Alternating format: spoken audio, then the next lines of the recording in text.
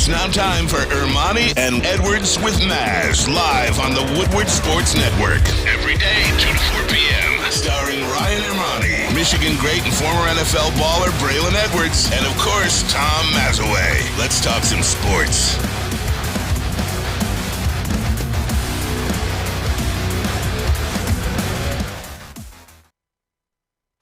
Hey! Hi, let's talk some sports. It is Monday, January 23rd, 2023. Ermanni and Edwards with Maz. Woodward Sports Network, woodwardsports.com, fox2detroit.com, however you're listening, watching. A lot of ways. We appreciate it here at the network. Braylon Edwards, good afternoon to you, my friend. Hey, buddy, how you doing, man? Real good today. Good. You look it. You sounded, man. You sound Feeling good. I'm laid back today. Look at that. Laid back Ryan. I like this guy. I like this guy.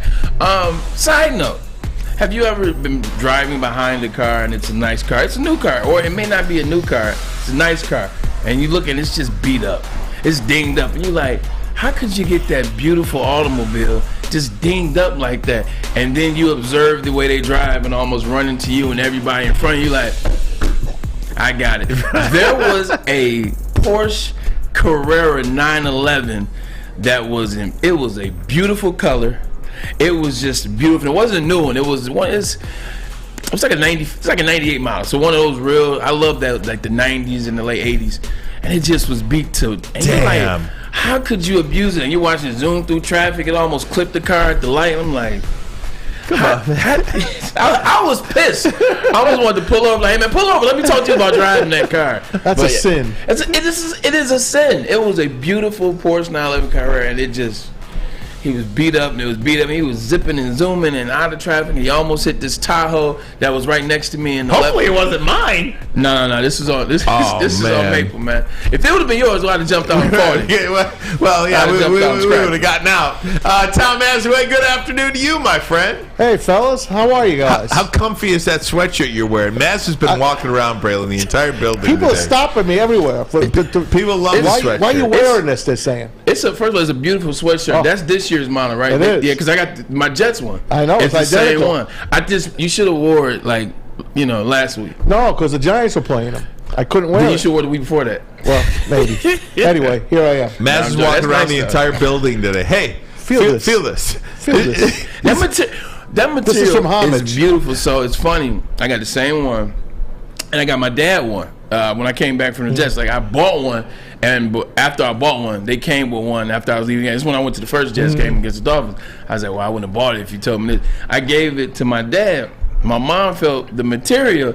My dad ain't seen that sweater since that game. That's over. My mom stole it. My kids, they bought this for me, and they want it. They want me to order all their stuff from this website, Homage. They're pricey. They're $70, $72 or so, but it's the most comfortable sweatshirt you'll ever put on. I did just for whatever reason, my wife started doing some purging this weekend. Yeah. So I got in, she got all these bags she's taking to Goodwill or Salvation Army or wherever she goes. So I started doing it, and I'm looking at my closet, and I'm telling you, I think I got rid of everything that I wasn't comfortable in. I am only... Maybe it's pandemic where we just started wearing sweatpants all the time, but I'm only wearing comfortable clothes from now on, outside of the suits that I wear for work. If it's not comfortable, it's out. That's real. And I think another thing about it, too, is we collect so much. I don't want to say hoard, but I guess hoarding would be a good word. You collect, you hoard, stock your closet. You don't really pay attention. You just make more room. You start storaging things and to add more room as opposed to getting rid of them. Like nowadays, Ryan, what are you really wearing clothes to do? You're going to work. You come here and you're chilling at the house. You don't need all that stuff we were having. And I don't wear anything that I had in my closet from 4 or 5 years back. Right. Everything I wear, like you said, is within 2019 now. Joggers, quarter zips from golf, stuff that I can wear year round and be comfortable. Can I ask you guys a question? First of all, have you checked out the chat? Well, first of all, the faces are. I don't know. I don't even know how to get these faces. I do want to acknowledge this. What's happening in the woodwardsports.com chat? You can now join our community. You can join the woodwardsports.com community. There's different progressions in there. $2, and you'll have access to extra perks, content, most notably these emojis. Yeah. Which, if you look in the chat right now, the amount of Tom Mazawey face emojis that are being broadcast in this chat is second to none. Yeah. So go ahead, you can hit up. How do you get these? As it should. Yep, you just go to if you're watching us right now, click join, and then you can figure out how to go from there. I do want to, so it's really funny, and we'll. Are there any Adam Morency faces? I don't know. We will figure that out as we go on. I still have that picture, by the way. Well, what picture is that? Of Adam, the real. I'm gonna send it to you guys. No, it's just his face, but it's so fun. Keep talking. All right, very good. We'll keep doing that. Yeah. Hey, I wanted to ask you guys. You guys are bowlers, right? Yes. Yeah. Okay. So I went bowling on Friday night, and I threw. What's your score, guys? That's how you know bowlers. That's our first question. This guy is proud of this score. So I got a lesson from the guy running the lanes. It was a crappy lesson. And my first game, I bowled like an 80. I don't even remember. Oh my god! But the second game, I bowled a 115, and I actually had 2 strikes. I was 1 away from a turkey. 2 in a row you had? Yeah, 2 in a row. I was 1 away from a turkey. But the question I had for you guys is this, and it's still hurting now. My groin. Yeah. Is that a thing? It is when you bowl straight on. Is that a thing? My groin killed me. You're not used to sliding. Weekend. Did you slide? No, I didn't slide. Okay, well, there you go. So what happens is the reason why your groin hurts, if you will allow me, man. Please. Like bowlers, we have form. It's just like any other sport. You have a form. You bowl the right way. Your body is used to throwing the right way. And then we hook it. So we have the form. That's why you see the leg come up. It's nice. It's smooth. There's no issues. Most people that don't bowl, they just bowl straight and they throw it as hard as they can. And they stop short. Exactly. So, yes. You get up there. You stop short. You throw as hard as you can. That's a jerk action right there. You do that for what, 2 games? That's about 20 shots. Oh my gosh, it hurts. Hey, you were like jerking, giving yourself, one of those. How was I doing it, Baz? You were whiplashing, jerking. Yeah, you were. Exactly. You were jerking your groin. You were doing something. Hey, before we get into the sports scene, I got to check in with JB over here at Friday Night SmackDown at Little Caesars on Friday night. Tonight, it's the 30th anniversary of Monday Night Raw. Hogan. Hulk Hogan will be there. Shawn Michaels. Michaels. The Road Dogg Jesse James. Hey, you didn't know. Guys, better call somebody. But, the Stone Cold and The Rock will not be there. They have not been advertised. So I don't know how you have a Raw anniversary without having those 2 guys. The Rock is out of the country, but still Stone Cold. You got to send a plane down to Austin and get him. The Rock, I understand. Stone Cold, maybe not, especially because they work in conjunction together. Like, Vince McMahon has done a lot by Stone Cold with the Broken Skull sessions, the podcast, the radio shows, even that show that he was doing on USA where he was bringing on guests and driving them around, all that kind of stuff.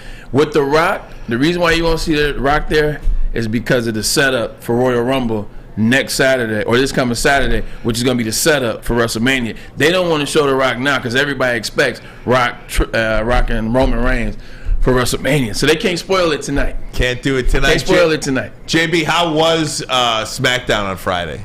Oh, it was fun. I went down there with fellow Woodward sports member, John Cross. John Boy. Yeah, so we went down there, had a good time. I mean, you can't beat Roman Reigns in the bloodline. That was the main people we waited for that whole entire time. But the show was just meh, if anything. Can't beat the bloodline, that's for sure. It's funny you say it's meh. Like, I agree with you. Like, remember we went to the same Raw. Yeah. I went to another SmackDown in Chicago. But then we both were at AEW. Man, after going to AEW and watching, it's nonstop with AEW. It's 2 hours, and it's just action, action, action, action, action, action, action. Great matches, great wrestling. The storyline sucked, but it's great action nonstop. Like WWE now, it's just so drawn out in the production. They play more on you to be enamored with the celebrity versus doing anything else anymore. Hey, speaking of action, action, action, action, action, action, there were some football games over the weekend, and I got to tell you. There was none of that. May I? Please.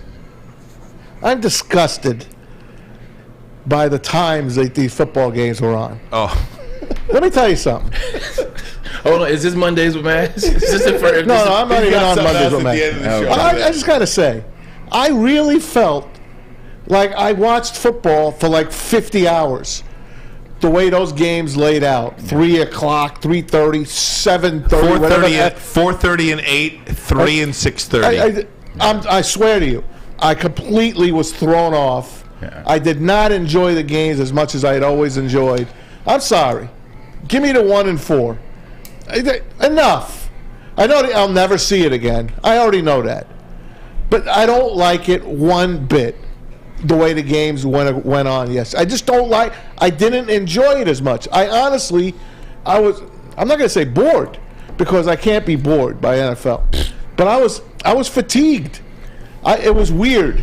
Do you feel me? Well, here's the thing. Usually, it's only championship weekend that has the Sunday games. The Sunday games are 3 and 6:30. That's usually exclusively for the AFC and NFC Championship. What am I, in Hawaii? The divisional games are usually at 1 and 4, but this was not that. The Saturday games are always 4:30 and 8. That's just what it is on a Saturday. I was also fatigued by watching the games because I mentioned action. I thought the games collectively sucked. Yeah, for the most part. I thought all 4 games really didn't give you much.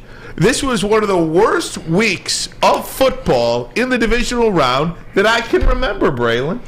The way I look at it is, and I agree with you 100%. We talked about it before the show. I was going to have you ask, talk about how you feel in one word about it. I'm not going to say disappointed.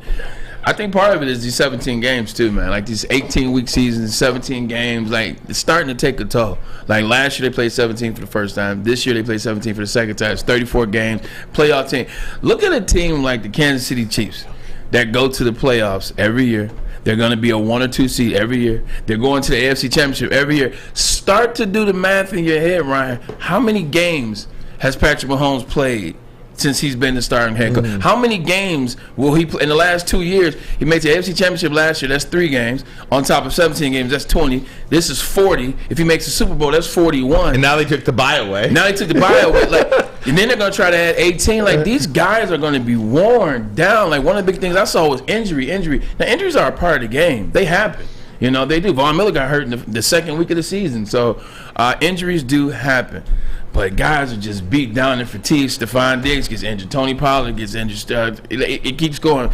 But the disappointment, it was an ugly week. It was boring, man. And I blame the disappointment on 2 teams. I blame it on Brandon Staley and the Chargers, and I blame it on Sean McDermott and the Buffalo Bills. Well, we're going to blame it on somebody else, too, because we're going to go through these games. The Dallas Cowboys, big story today. The Dallas Cowboys feel like a bigger story losing the game than San Francisco does winning the game. We'll get your thoughts. They're getting lambasted. We'll get your take on that. We'll go through them all, how it relates to the Detroit Lions, a wacky NFL draft scenario that has the Lions in a really good position. We got a big show for you today. But first, a message from Fairway Packing. Want to elevate your dinner? That's right. Choose Fairway Packing Company. Family owned and operated since 1956. Literally one of my favorite places in business today. Try the Burrata Blend Burgers, the award-winning Chop House Steaks, or impress your friends with a dry-aged Wagyu Tomahawk Steak. See why the top chefs in the country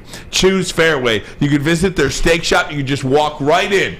Grosse Pointe Woods on Mack Avenue and pick out the steak you want. What's for dinner? Go check it out yourself. Everything packed perfectly. You can order online as well. You can visit them, fairwaypacking.com. They ship anywhere. Fairway Packing Company, sourced, cut, aged, packed to perfection. Introducing the Planet Fitness Guide to getting that post-workout glow. Step 1, what's your why? More epic energy, better sleep, blow off steam? Step 2, join Planet Fitness for just $10 a month and get moving in our clean and spacious clubs. Step 3, bask in that post-workout glow. Join Planet Fitness today for just $10 a month. Join today at any of the 50-plus Detroit area locations.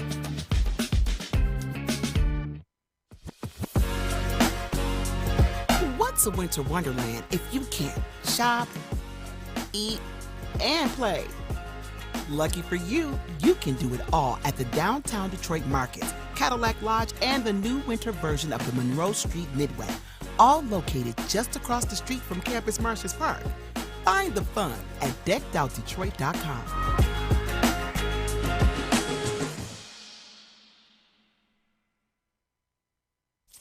Have an opinion? Make sure it's seen and heard. Corner, jumper, Tweet us, hop on the YouTube chat, slide in the DMS at Woodward Sports on all social media. Hey man, touch up over there. Be sure to check out Swiss Insurance this week for your commercial insurance review. Many businesses choose the one-to-one effective date. Swiss can help you save for the proper coverage. That's why you got to be a part of Swiss. That's why you got to go see my man Mark at Insurance Group and let them represent you. Swiss Insurance Group. Back to your thoughts on Coach Mike McCarthy. Does a result like this change anything in your mind with him? No, not at all.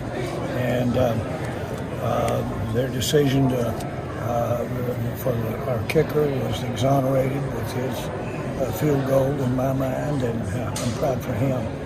But this is very sickening to not win tonight. Yeah, when you pay a running back $15 million a year 5 years ago, and then you pay a quarterback $50 million a year that's a fourth-round pick that doesn't deserve it, you start to look like that. Dude, Jerry looks old, man. Jerry looks old. Yeah. Did you see him talking to Brett Maher at the beginning of the pregame? It didn't work. So, you know that extra point was not going in. No. You know what he told him? Like that wasn't about, hey, you know, you got this. We need you to make these kicks. He told him, look, you're already gonna get fired if you miss a kick. But if you miss a kick, you know I own oil fields. You're gonna come up missing. You're gonna come up missing. But Braylon, I'll tell you, to me, it just felt like that game was more about Dallas losing than San Francisco winning. They only scored 19. But you can point to the 2 Dak interceptions. You can point to the one missed touchdown to T.Y. Hilton that Fred Warner is getting all of the love for the coverage on that CD Lamb down the field, but the ball shouldn't even have gone there. You could point to Diggs dropping the interception that was right in his hands. Yep. I mean, one thing after another, that I think Dallas lost that game. Dallas definitely lost the game. They were in it, but at the same time, I'll push back a little bit because when Tony Pollard got injured, that's the game. When Tony Pollard got injured, Kyle Shanahan got excited, and not because he was injured, but Kyle Shanahan knew that without Tony Pollard, they stood no chance. To me, Kyle Shanahan and the San Francisco team went to a very vanilla style offense. Protect Brock Purdy. Didn't have to do much. You know you're going to win. And oh, by the way, it reminded me of the Cincinnati-Alabama game from the playoffs 2 years or a year ago. Like, Alabama knew they were going to beat Cincinnati. Alabama didn't show you anything in that game. All they did was run the ball, because they were setting up for the game against Georgia, in which they were winning at halftime. I think he held off on a lot of their offense, held off on a lot of things they could do, because he knows where he's going next week. He knows what he's going to have to do in Philadelphia. So the game would have been different if Tony Pollard wouldn't have been healthy. You think they would have won? I think Kyle Shanahan would have blew him out. Like, I think they held so much off the table because they didn't have to do anything to win. Let Dak happen, and you just let the defense take care of itself. But with that being said, with Dallas had a lot of opportunities, but Dallas is always going to do what? They're going to Dallas. Dak Prescott is the focus right now. Dak Prescott has been the focus of the game yesterday. He should be the focus of the game yesterday. He can't read coverages, Ryan. Like, Dak Prescott can't read coverages. And finally, you're starting to see it more and more and more. You showed the one, you sent me the link with Dan Orlovsky. He can't read coverages. That has been a thing for a very long time. If you go back and look at his draft bio, that's in the draft bio. That's why he goes 4th round. He's in the draft bio. So is that a coach thing, or is that because Jerry Jones, Braylon, is talking about somebody asked about Mike McCarthy's job. Is Mike McCarthy's job in jeopardy? Did this loss change the way you feel about Mike McCarthy? Right. And Jerry Jones said no. And I'm watching that game and I'm thinking to myself, Mike McCarthy isn't throwing those picks. Can a coach get a player at that stage of the game to just automatically do something. For instance, can Sean Payton come in and get Dak Prescott to be able to read coverages for the first time in his life, because he clearly isn't seeing something out there? There's a reason why he went in the 4th round. Yeah. Like, there's a reason why. I want to get into that too. Everybody talks about, you can go anywhere now and win a Super Bowl. That's a damn lie. We'll get into that.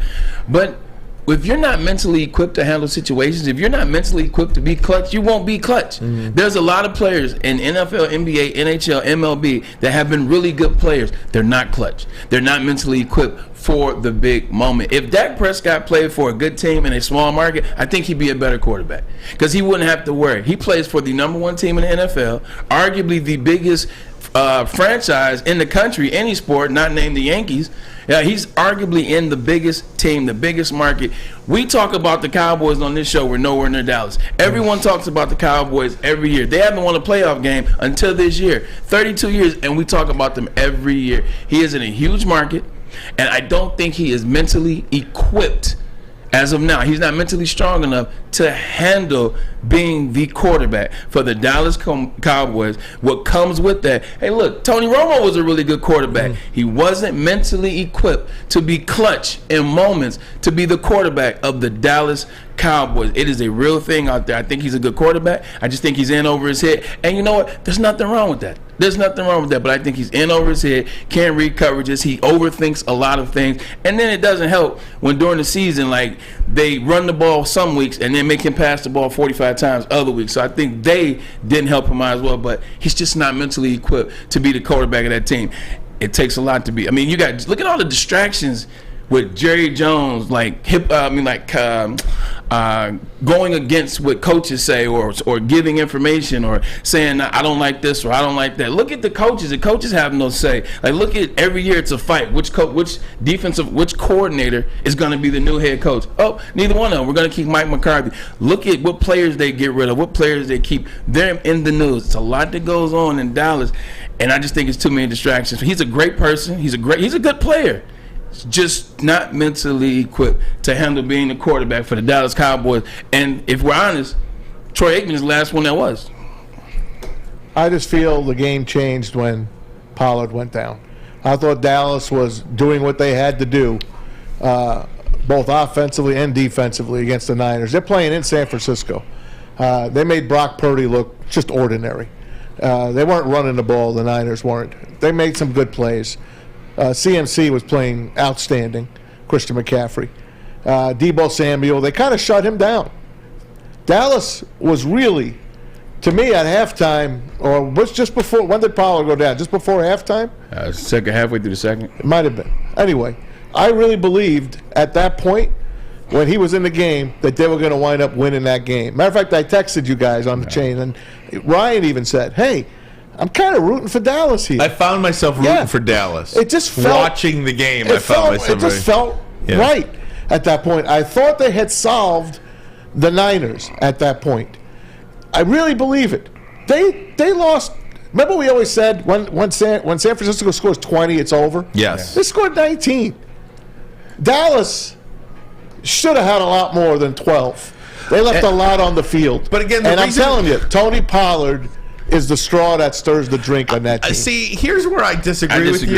Here's where I disagree with you, Maz. I mean, Tony Pollard was in the game when Dak Prescott threw 2 interceptions. Yes. And those 2 interceptions were very costly. They were terrible. One was in the red zone, and the other was on the opening drive of the game, or the second drive of the game. Second drive of the game for Dallas, when the interception puts San Francisco in the red zone. So, I mean, those 2 picks by Dak, they were just terrible throws. I mean, one was in the red zone to a guy that's double covered. Like, how do you even think to throw that ball? I mean, even Dan Orlovsky said today, what are you looking at? How are you not able to see these things? So I don't think that Tony Pollard had that much of an impact on the game.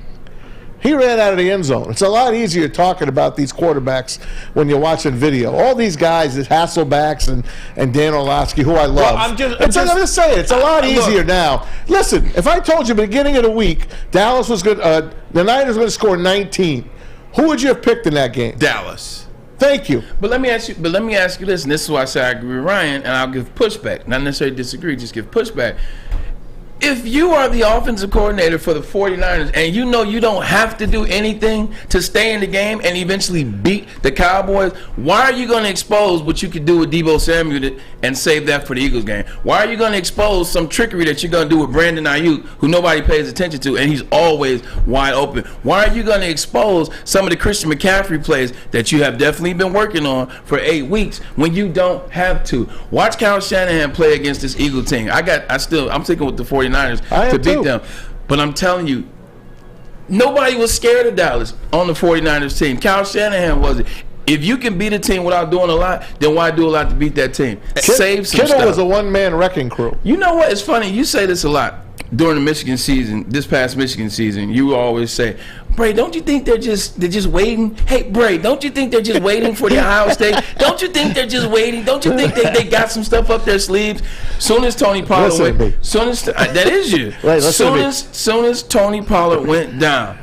soon as Tony Pollard went down, Kyle Shanahan said, "Yep, I can say those plays for next week. All right, cool. Okay, this is all we need. Yeah, right. This is all we need." Listen to me. Zeke ain't it. Listen to me. Oh my God. Brock Purdy, since he has come into quarterback, they have averaged 36 points a game. Dallas held them to 19.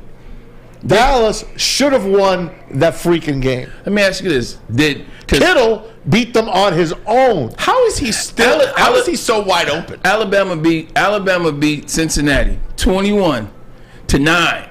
Or 6 or whatever it was. Something like that, yeah. Did Cincinnati hold Alabama to 21? Or did Alabama say, we can just run the ball 90 times and still win? Are you pissing on the Cowboy defense? Micah Parsons? Not pissing on the DeMarcus Lawrence? Not pissing on the Cowboys defense. I see what you're saying. When you're not throwing a lot at them, they're great for a reason. You're talking about all pro players. Like when you're not throwing a lot at those guys, they're going to shut stuff down. So they did a good job. But Kyle Shanahan didn't throw anything at them for me to overly be like, yo, they really did shut down Kyle Shanahan. I think Kyle Shanahan was smart by saving stuff. If you watch that game too, I mean, Kellen Moore. I said this a lot with Byron Leftwich when he was the offensive coordinator. Like watching Byron Leftwich last week against Tampa. Byron Leftwich did not do anything for his wide receivers to get open. Yeah, nothing.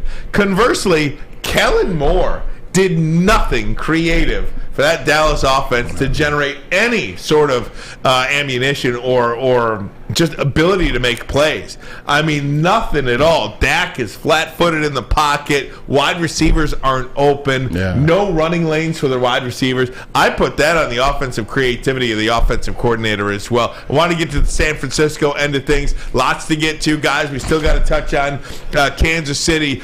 Joe Burrow as well in Buffalo. But first, a message from SMA. The Sports Marketing Agency helps spread awareness about mental health as well as substance abuse. Their podcast, This is the S Word. S Word stands for stigma because we're trying to destigmatize mental health. Listen, it's okay to not be okay. It's okay to go through things. It's okay to struggle. But where do you go when you struggle? Where do you go when you have these questions and you need this information? Well, you go to thesportsma.com. Sean Jordan does an amazing job of providing you content, information, and a safe place. Visit thesportsma.com.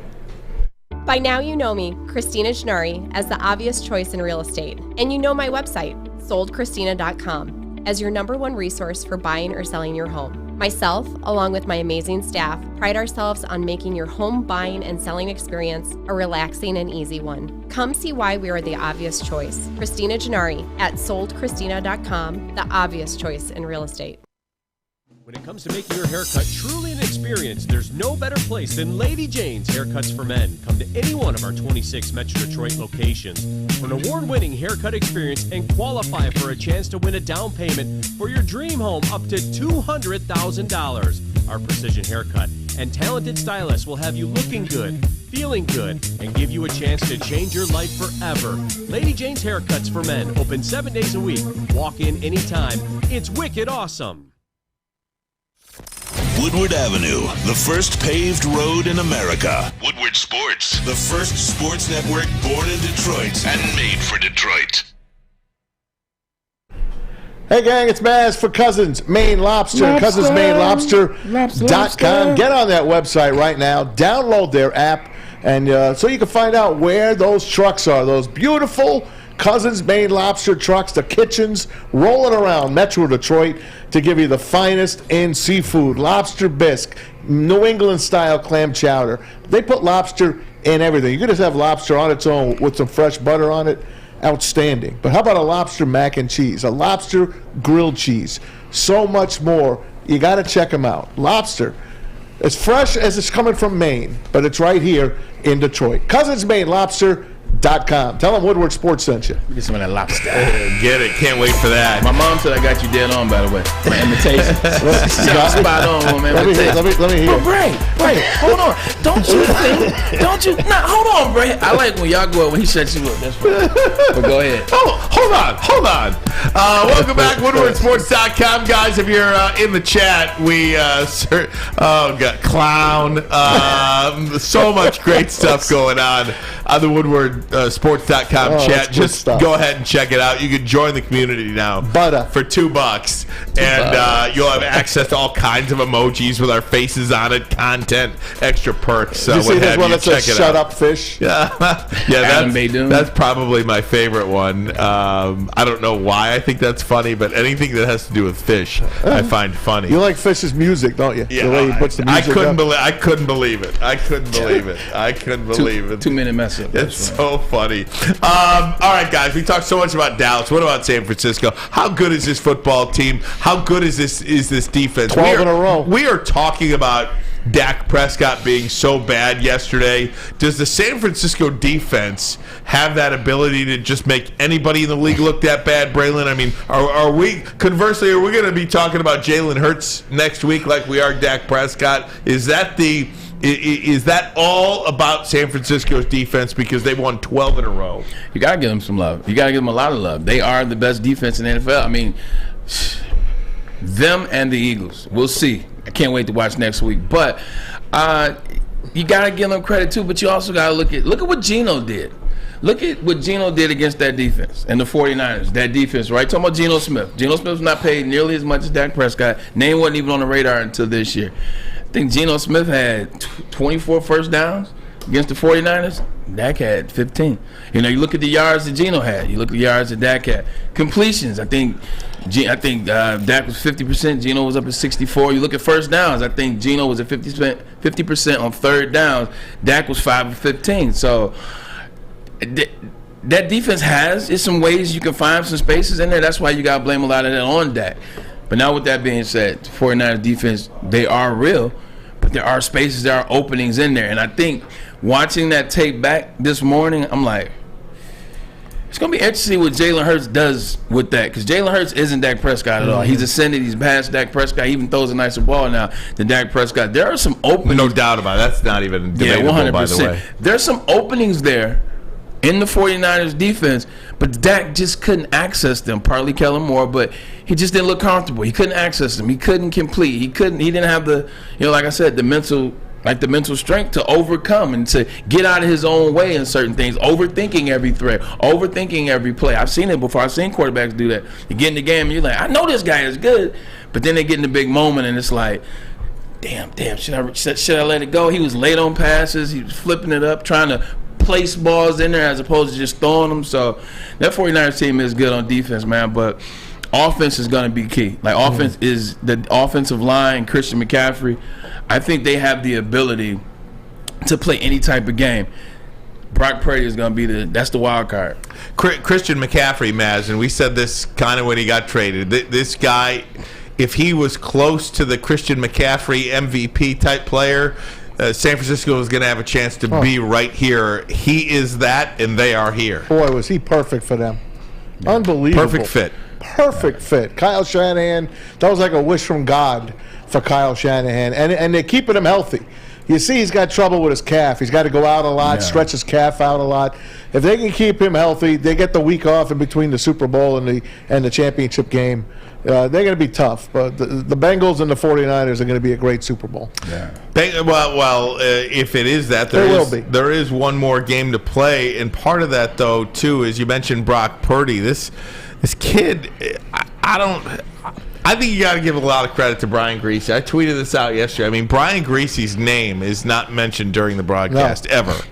That's a good point. It is not. It's all Kyle Shanahan. I think you've got to give Brian Griese an awful lot of credit. I mean, Trey Lance, a lot of people will say Trey Lance wasn't ready, and that's fine. If you judged Aiden Hutchinson after one game, too, you might not like what the returns are on that. We just don't know anything about Trey Lance yet. But then, to keep Jimmy G involved and to keep Jimmy G part of the mix, to get Brock Purdy ready. He started the last 6 games of the regular season. He's done a really nice job. That San Francisco team has really dynamic players. I mean, from CMC to Dabo to George Kittle and Brandon Ayuk. I mean, they're as dangerous as any. Even Mitchell, the running back. Elijah Mitchell. He's fast as hell. He's a good running back. You're absolutely right. You got to give Brian Griese a lot of credit. You got to give some credit to Kyle Shanahan for what they do molding his mind.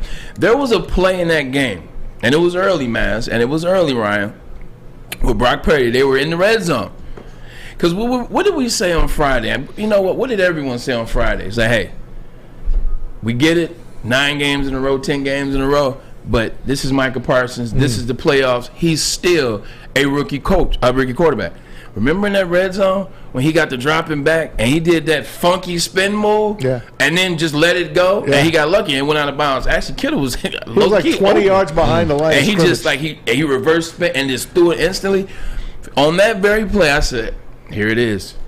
Here it is. This is where the rookie this is when the last pick in the draft shows up. This is where being a rookie shows up, because when a play like that happens, that's not going to be the last time. It's the first quarter." So I was like, here comes the chink in the armor. I said, here comes Brock Purdy. That was the last time you saw a play like that. I guarantee when he did, and you got to give him credit as well, but I guarantee when he got to the sideline, Kyle said, hey, calm down. It's all right. He said, look, get out of here with all the spin move stuff, but relax yourself, calm yourself. Just be the guy that got it going. And they calmed him down. He calmed himself down, and then he didn't have any more of those. That is on Kyle Shanahan, but that's also the mental ability to be able to listen. It's like, hey, you know what? Let me calm myself down. So you got to give Brock Purdy and Kyle Shanahan and Brian Griese a lot of credit, because that could have got ugly after that play. It could have got worse and worse and worse, but instead it didn't. Just a sidebar on that play. Yeah. That play reminded me of my childhood. Super Bowl VI. That's the Dolphins and the Cowboys. And the Cowboys chased Brian Griese. Brian Griese, who happens to be the dad of Brian Griese. Bob Griese, I'm talking about. Bob Griese went back. He kept circling back and back. He was 36 yards behind the line of scrimmage before they pulled him down. And it's still the biggest loss in Super Bowl history. That play reminded me of that. Just a little side note. I go into this old stuff. I can't help myself. And he said Griese, and he came up. So Bob Griese did that. Of course, Dolphins lost that Super Bowl, their very first one, then won the next 2. Yeah, go ahead. I was just gonna say, like, watching how that played out. If I'm the Eagles, especially on the defensive side, defensive coordinator, I'm a little upset, and I'm a little kind of on edge. And the reason why is, when you play in these championship games, you vet the whole season of what, let's say we're talking about defensive coordinator, what this offense did. You're gonna vet the whole season. You're gonna watch all the tapes. But especially, a team is gonna be who they are the week before you play them. They're going to be that championship team. Brock Purdy, Kyle Shanahan, and that offense didn't have to show anything to win that game, which means the Eagles are like, they're not blind because they have film the last 8 weeks, but Eagles really didn't see much.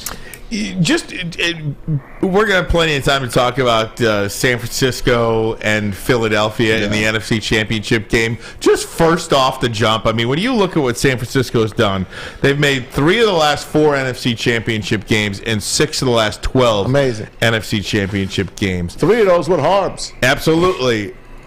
I believe all the pressure is on San Francisco in this game, because in those 12 of those 6 NFC Championship games, they've gotten 0 Super Bowl rings to show for it.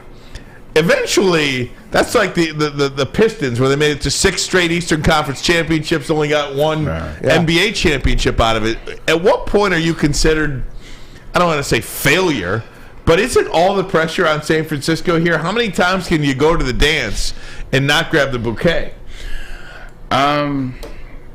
Quick answer, just right off the top. I don't think it's all on San Francisco, and the reason why is with the Philadelphia Eagles, they got a lot of guys that are getting paid a lot of money. You got a lot of guys that won't be there next year. You got a lot of guys that won't be there in 2 years. You're gonna have to pay Jalen Hurts now. So that's going to limit the guys that they can keep. I think this team deserves it. He does. You know what? He earned it. Mm-hmm. I think that's the big difference with Dak and with the whole Dak conversation. He deserves it. He deserves it. He deserves it. If I'm an owner, I'm paying people that earn it, not deserve it. We're not in the business of being nice to people. We're in the business of what do you earn? Did you earn it? So yes, he earned it. But with that being said, just like you talked about the Lions, you don't know, you just never know. Right. With this system with the Eagles, it's not going to be put together like this for long. Because everybody on that team is all pro or a pro bowler at some point, which means they're all getting paid. You can't keep that together for so long. AJ Brown just came, he's getting paid. Robert Quinn just paid. So I think they have to win this year and next year.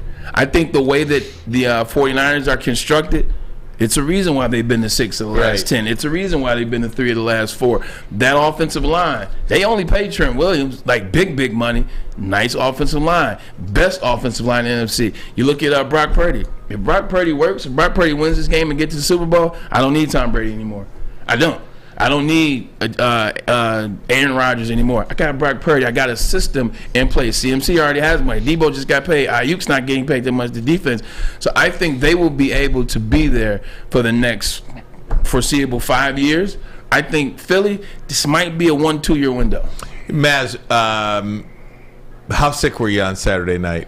Not very, because that game shouldn't even. It was like getting shot. Philadelphia blew them up. I got shot right out of the game. 28-0. They put 2 bullets in me right away. So when it was 14-0, I was kind of almost ready to turn the channel. Once it went to 21-0, I flipped on. My wife kept talking about, hey, let's watch that Michael Keaton show, Dope Sick. Did you watch that? I watched that. Oh my God! 21-0. I'm like in my remote, Dope Sick. That was really 21-0. I got off that game. I never went back to it. About the opioid pandemic. Yeah, it's crazy. It is something. I don't trust anybody anymore. But yeah, as far as being sick on Saturday night, not really. They made it there. They just didn't show up, and Philadelphia gave them a lesson. We were all on the Giants. You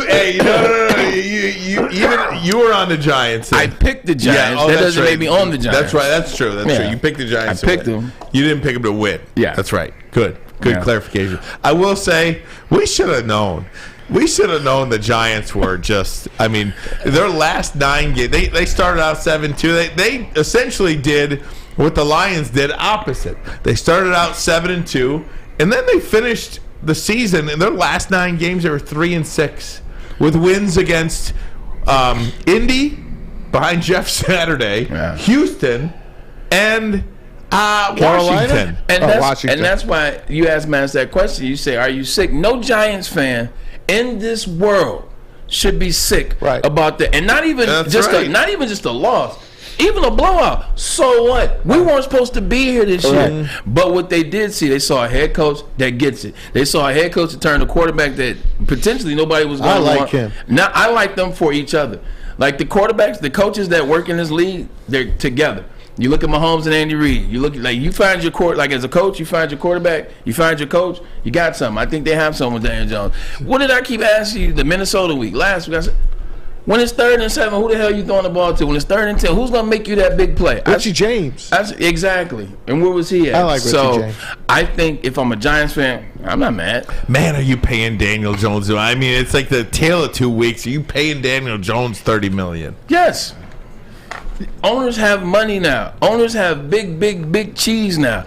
If you're telling me the highest paid quarterbacks are getting 50 to 45, and I'm gonna pay a guy 30, hell yeah, I'm gonna pay Daniel Jones 30. They turned down his 5th-year option. I know. So that's their own fault. The thing about you're gonna franchise him. Well, the thing about that, Bray, too, is there's a salary cap, and when you look at the Giants, they're a very flawed team. They're not one quarterback away from, competing with the Philadelphia Eagles. I don't know, man. I don't know what they do. If I'm the Giants and I'm Mar and I'm the owners and I'm talking to Daniel Jones and Brian Daboll, we're sitting at the table, say, look, we like you a lot. We like you a lot. Think you definitely have proved you can be our starter at $25 million. At $25 million, you can be our starter. And I will be up front, Beyonce, I think, but we're going to be defense. And we're going to bring you some weapons because you don't have weapons. We'll get you some weapons. We'll get Saquon a secondary back as well. We'll make it easy for you, but $25 million. If you look at what Daniel Jones has done, I would be extremely happy with that deal. But if I was Daniel Jones, I wouldn't do a long deal. I'd do a 3-year deal. I got to do a 3-year deal at $25 million a year. Word on the street is they offered Saquon $12 a year. He's turned it down. As he should. He wants CMC $16 million a year, and I think he'll get it, and I think he's earned it.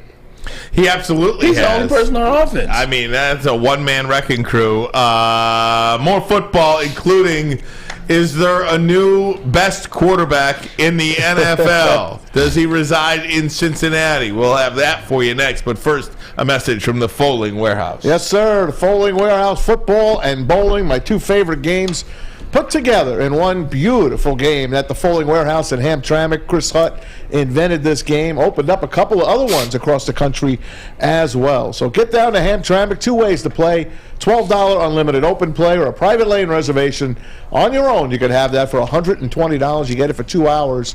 You can put 10 or 12 people on a lane. Any drink you want in the place, they got you covered. Multiple full bars, over 100 beers on the beer menu, and the $2 mystery beer machine. Bring your own food in or even have it delivered.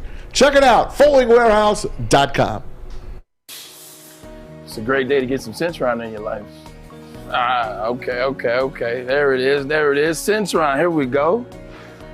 Gotta grab the cranberry. Oh wait, it's 2 for $4. Gotta double up with the classic as well. Centron World, baby. Centron, available at select Krogers, and if you want to know how, go to @CentronWorld.com. You can get dope like me. You know what? Why wait?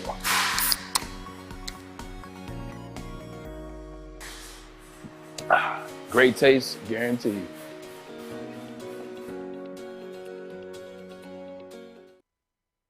As chilly weather approaches, Big Boy's got the perfect comfort meals for you. Try our hearty classic meatloaf or our creamy Cajun chicken Alfredo. These will be sure to leave you craving for more. How about breakfast? Our stuffed potato pancakes are back with our lumberjack, blockbuster, and Santa Fe Garden. These potato pancakes will definitely fill you up. Whether it's for breakfast, lunch, or dinner, come stock up on the perfect comfort meal today. We'll see you soon at Big Boy. We are the network for Detroit by Detroiters. Welcome to the Woodward Sports Network. What's going on, everybody? Oh, not a whole lot, here. JB. Thanks. Oh, well, I had to ask. JB here letting you know about Planet Fitness and how there are official studio sponsors here at Woodward Sports, but they're also home to the judgment-free zone where you can work out in a non-intimidating, judgment-free atmosphere for $10 a month. Yeah, just only $10? Only $10. Or you can always do yourself a favor. Upgrade to the Black Card. They got unlimited guest privileges, the hydro massage, and so much more in club. So join in club today, or you can always check them out at planetfitness.com. Welcome back on a beautiful Monday. Ryan and Maz, quick question before we get off the NFC, because it's time to talk about the AFC, the only conference people care about. If you are the Dallas Cowboys and Jerry Jones, going back to and getting this out the way, are you now fielding calls and calling people as it relates to Dak Prescott, trying to place him somewhere else, get first-round draft picks, or you may not get that for them, but maybe get a couple draft picks and the players? Is it that time for Jerry in Dallas? I'm not. Jerry's running out of time, man. Who are you going to replace him with? You got no draft. You got a late round draft pick, so all the quarterbacks are going to be gone. If you're Jerry Jones and you're running out of time, but you are willing the team to his son, set him up. Like, don't just go out in the blaze of glory and do it your way and then just destroy everything. Now your son has to, basically start from scratch. Because the way I look at it is this: Dak has shown you who he is. You're not going to win with Dak. You're not. You're really quitting on him? man, I saw what I saw this playoffs. I saw what I saw last playoffs. I saw what I've seen since he's been in the NFL. Like, you're not going to win the Super Bowl with Dak and maybe Kellen Moore. Or maybe Dallas just isn't going to win. But right now, while Dak is still high in demand, kind of, sort of, I would feel cause and get rid of him now. Because you might still be able to swing a first and his deal to somebody now. Like another year of Dak not being, and he's been hurt. I believe they have one more year of guaranteed money on his salary, is what I saw today. Yeah. So maybe that's a conversation after next year. I think next year they're stuck with him, and then after the 23 season, maybe you can explore that. I think they're stuck with him. The Dallas Cowboys. You know the phrase that goes hand in hand with the Dallas Cowboys? America's team. Next year. Next year. Next year. Right. Listen, next year. Dak said, I was bad yesterday. I was bad throwing these interceptions. And he said, I'll guarantee you that will never happen again to me. So I'm willing to let this kid get another year under his belt, get the team healthy, and see what he's got to offer next year. Because I still think they can be back where they were this year. I love Dak Prescott a lot. Everybody loves Dak Prescott, and it's because of the personality. It's because of the man he is. It's because of the good-natured human being he is. It's because he always takes the onus. But at the same time, he got drafted in 2015. Like, we've seen, it's 7-8 years. This has been 7-8 years, and I've heard this for 7-8 years. You know what? I got to be better. I'm going to be better next year. You know what? Next year, it's not going to be the same guy. Next year, you won't see that same play. Yeah, you're right. We didn't see you waste the time off the clock and blow the last play of the game. But I did see you spin around in the end zone and almost take a safety with 45 seconds left in the game. I don't even know what that was. And it makes it harder when people are good people. When people are good people and they own up to having a bad game, right, it makes you that more like, all right, you know what? Damn, all right, we'll give you another year. Hey, look, if I'm an owner, I don't care about nice people. I care about people that say they're going to do what they say they're going to do. I want to get to the AFC guys if I could. And I want to start with Kansas City and Jacksonville. Kansas City would have blown Jacksonville out of the stadium, I think, if it wasn't for Patrick Mahomes getting hurt. But because, Braylon, you picked Jacksonville to win this game, I think you put some hex on Patrick Mahomes in this game. High ankle sprain, Andy Reid said today that he absolutely will play next week, and he's rehabbing, and he'll play. How effective he'll be, we don't know. But Patrick Mahomes and the Kansas City Chiefs in their 5th straight AFC Championship game. First and foremost, the most impressive player in the NFL this past weekend plays for the Kansas City Chiefs. And he is a quarterback, and he is not Patrick Mahomes. What Chad Henne did, coming in on the 2-yard line and going 98 yards, throwing a touchdown and going back on the bench. Chad Henne ain't seen the field since the Cleveland Browns playoff game 2 years ago. He comes in, 98 yards, touchdown in the divisional round, and then goes back to the sideline or does one more series. That's impressive. Detroit Lions, you are now in a situation where you have a damn good team, especially after this draft and this free agency. You need a number 2 backup quarterback that you can trust. Because if something happens to Jared Goff, knock on wood, the season can't be over because something happened to him. You got to have somebody that you can reload with. Like, that's why backup quarterbacks on really good teams get paid $6, $7, $5 million. If that's his last drive ever in the NFL, he had a damn good career. Can you imagine that? What a way to go out if that is in fact the last time. I don't think it'll be the last time. I don't think it will be. I think it'll be next week. And potentially so. Look, Kansas City looked so good. Go blue, by the way, man. They looked so good. Go blue. But Mahomes is hurt, and that changes everything. I think that's the only reason Jacksonville was in that game.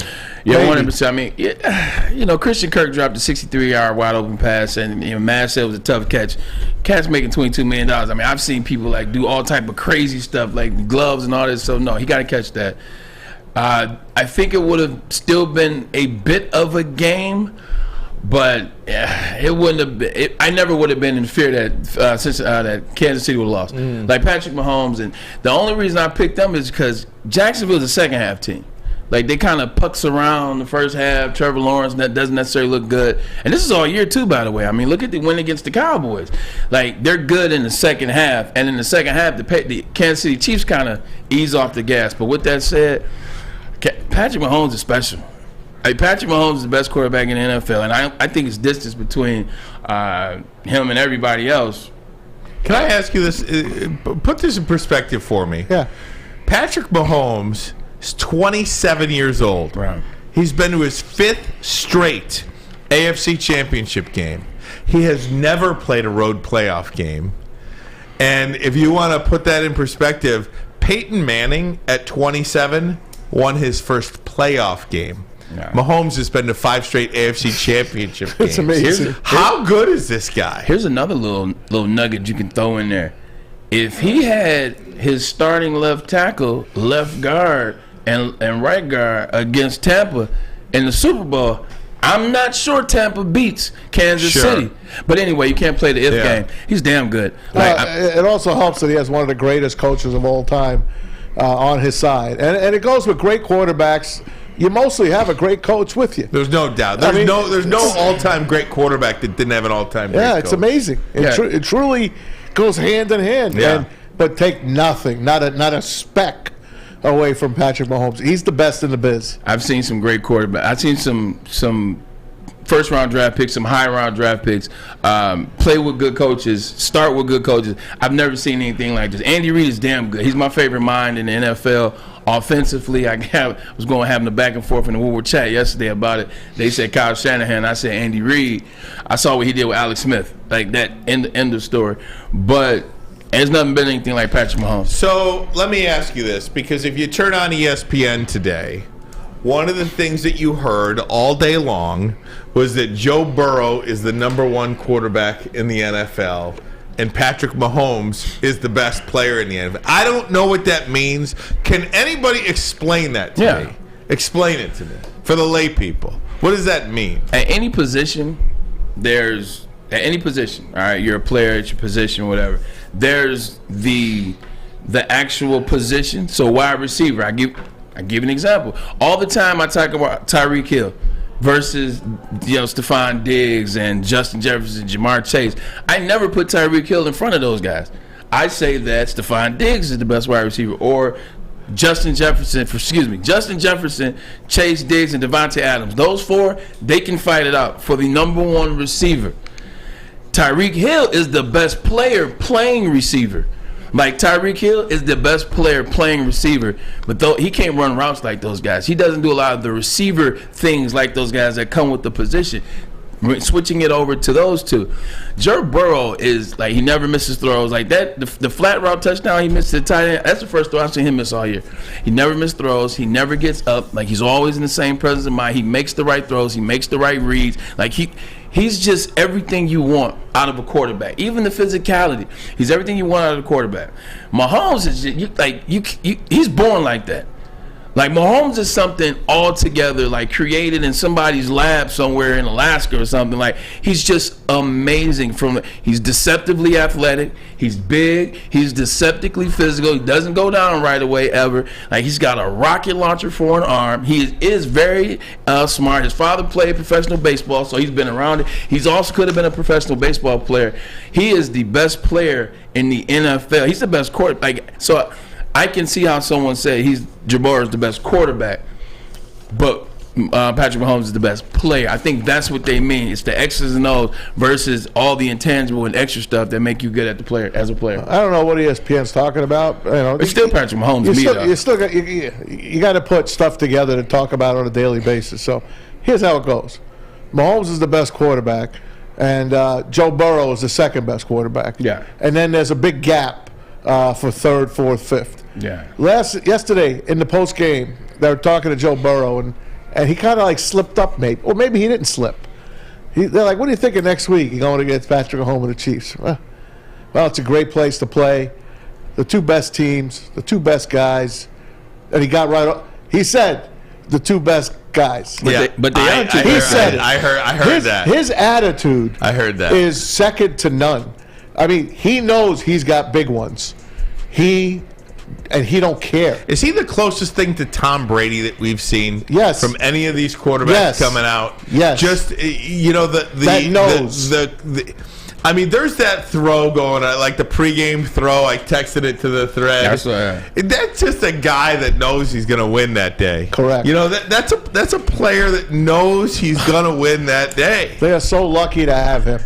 It's an interesting conversation because you're like, yeah, I mean, he's the moxie is there and the like the cerebralness is there, but Tom Brady was nowhere near the skill that Joe Burrow has. Tom Brady is also very more emotional than Joe Burrow. Like Tom Brady, he gets see him get up and break tablets or Microsoft Surfaces and like all that extra emotion and the yelling and intensity. You don't get that out of Joe Burrow. He doesn't have to be that. If Joe Burrow hasn't done it by now, like he's not gonna do it. I mean, this guy's playing for 30 years. I mean, let's continue on with this, guys. There's so many different layers to talk about this one with Cincinnati, the AFC quarterbacks moving forward. How disappointed are you in the Buffalo Bills? Are they the biggest disappointment in the NFL this season? All that and more. But first, a message from Les Stanford. Les Stanford Chevrolet Cadillac Buick GMC. That's right, Les Stanford has expanded into Ferndale. A trusted name for over 50 years, Les Stanford Buick GMC gives you the same great service that customers have come to know. You can check them out on Woodward, just south of 9 Mile. And of course, if you're looking for that Chevy or Cadillac, Les Stanford standing strong in Dearborn on Michigan Avenue as they've been for the last 50 plus years. You can find the brand you want under one umbrella. LesStanford.com. LesStanford.com. Find new roads. Find them. Love Woodward Sports? Love wearing clothes? Then you should be wearing Woodward Sports clothes. Check out our full line of merch at woodwardsports.com. Just click on Shop. We have all your favorite designs, like Dan Campbell kneecaps, Beverly Hills Golf, Woodward Golf, and of course, our own logoed out merchandise. Men, women, infants, kids, all love Woodward Sports. Impress your friends. Impress your boss. Impress your dog. Buy Woodward Sports merch today. At work and at home, we're there with smarter security solutions. Featuring complete automation with customized alerts and more. For over 90 years, we've been the company that's been counted on to protect what matters most, all with personalized service and care. Right now, for a limited time, receive a free video device plus free installation with a new home system. Guardian Alarm. We protect Michigan. Get a shot up. This is for the win. All of Detroit's sports teams live on Woodward. All of Detroit's sports coverage lives on Woodward Sports. Driving the best in Detroit sports coverage. At Alta. Uptime matters. Uptime matters. At Alta Equipment, they got everything you need to get the job done. Try out Alta Equipment if you got your next big project coming up. They have got you covered. Call them today at 844-GO-TO-ALTA. That's 844-GO. The number 2, Alta. The number 2. And what's up, everybody? JB here, letting you know about the Monroe Street Midway. The holidays might be done and over with, but the Midway is still going on strong. You got to get down there. You got to check it out. There's so many activities down there. Look, they've got indoor arcade, putt-putt, winter bumper cars, the giant Arctic slide that I heard the heavyweights are going to go down, so you got to watch out for them. Tidal wave. If that isn't your thing, go down there and check out the food. They are serving up burgers, pierogies, homemade chili, chicken sandwiches, mac and cheese bite. Not to mention, they have gluten-free and vegan options for everyone, so they've got all the bases covered. But coming soon, it's the Woodward Sports Winter Olympics. You'll be able to compete with the likes of Darren McCarty, Braylon Edwards, Adam Baker. I got a high ankle sprain. I won't be there. Ryan, do you have any injuries, or are you good to go? Groin injury from bowling. Groin injury. Maz, what about you? I'm solid. I'm ready to go. Maz is ready to go. I don't know about Fletch. Fletch, you good over there? Day to day. I'm all right. Day to day.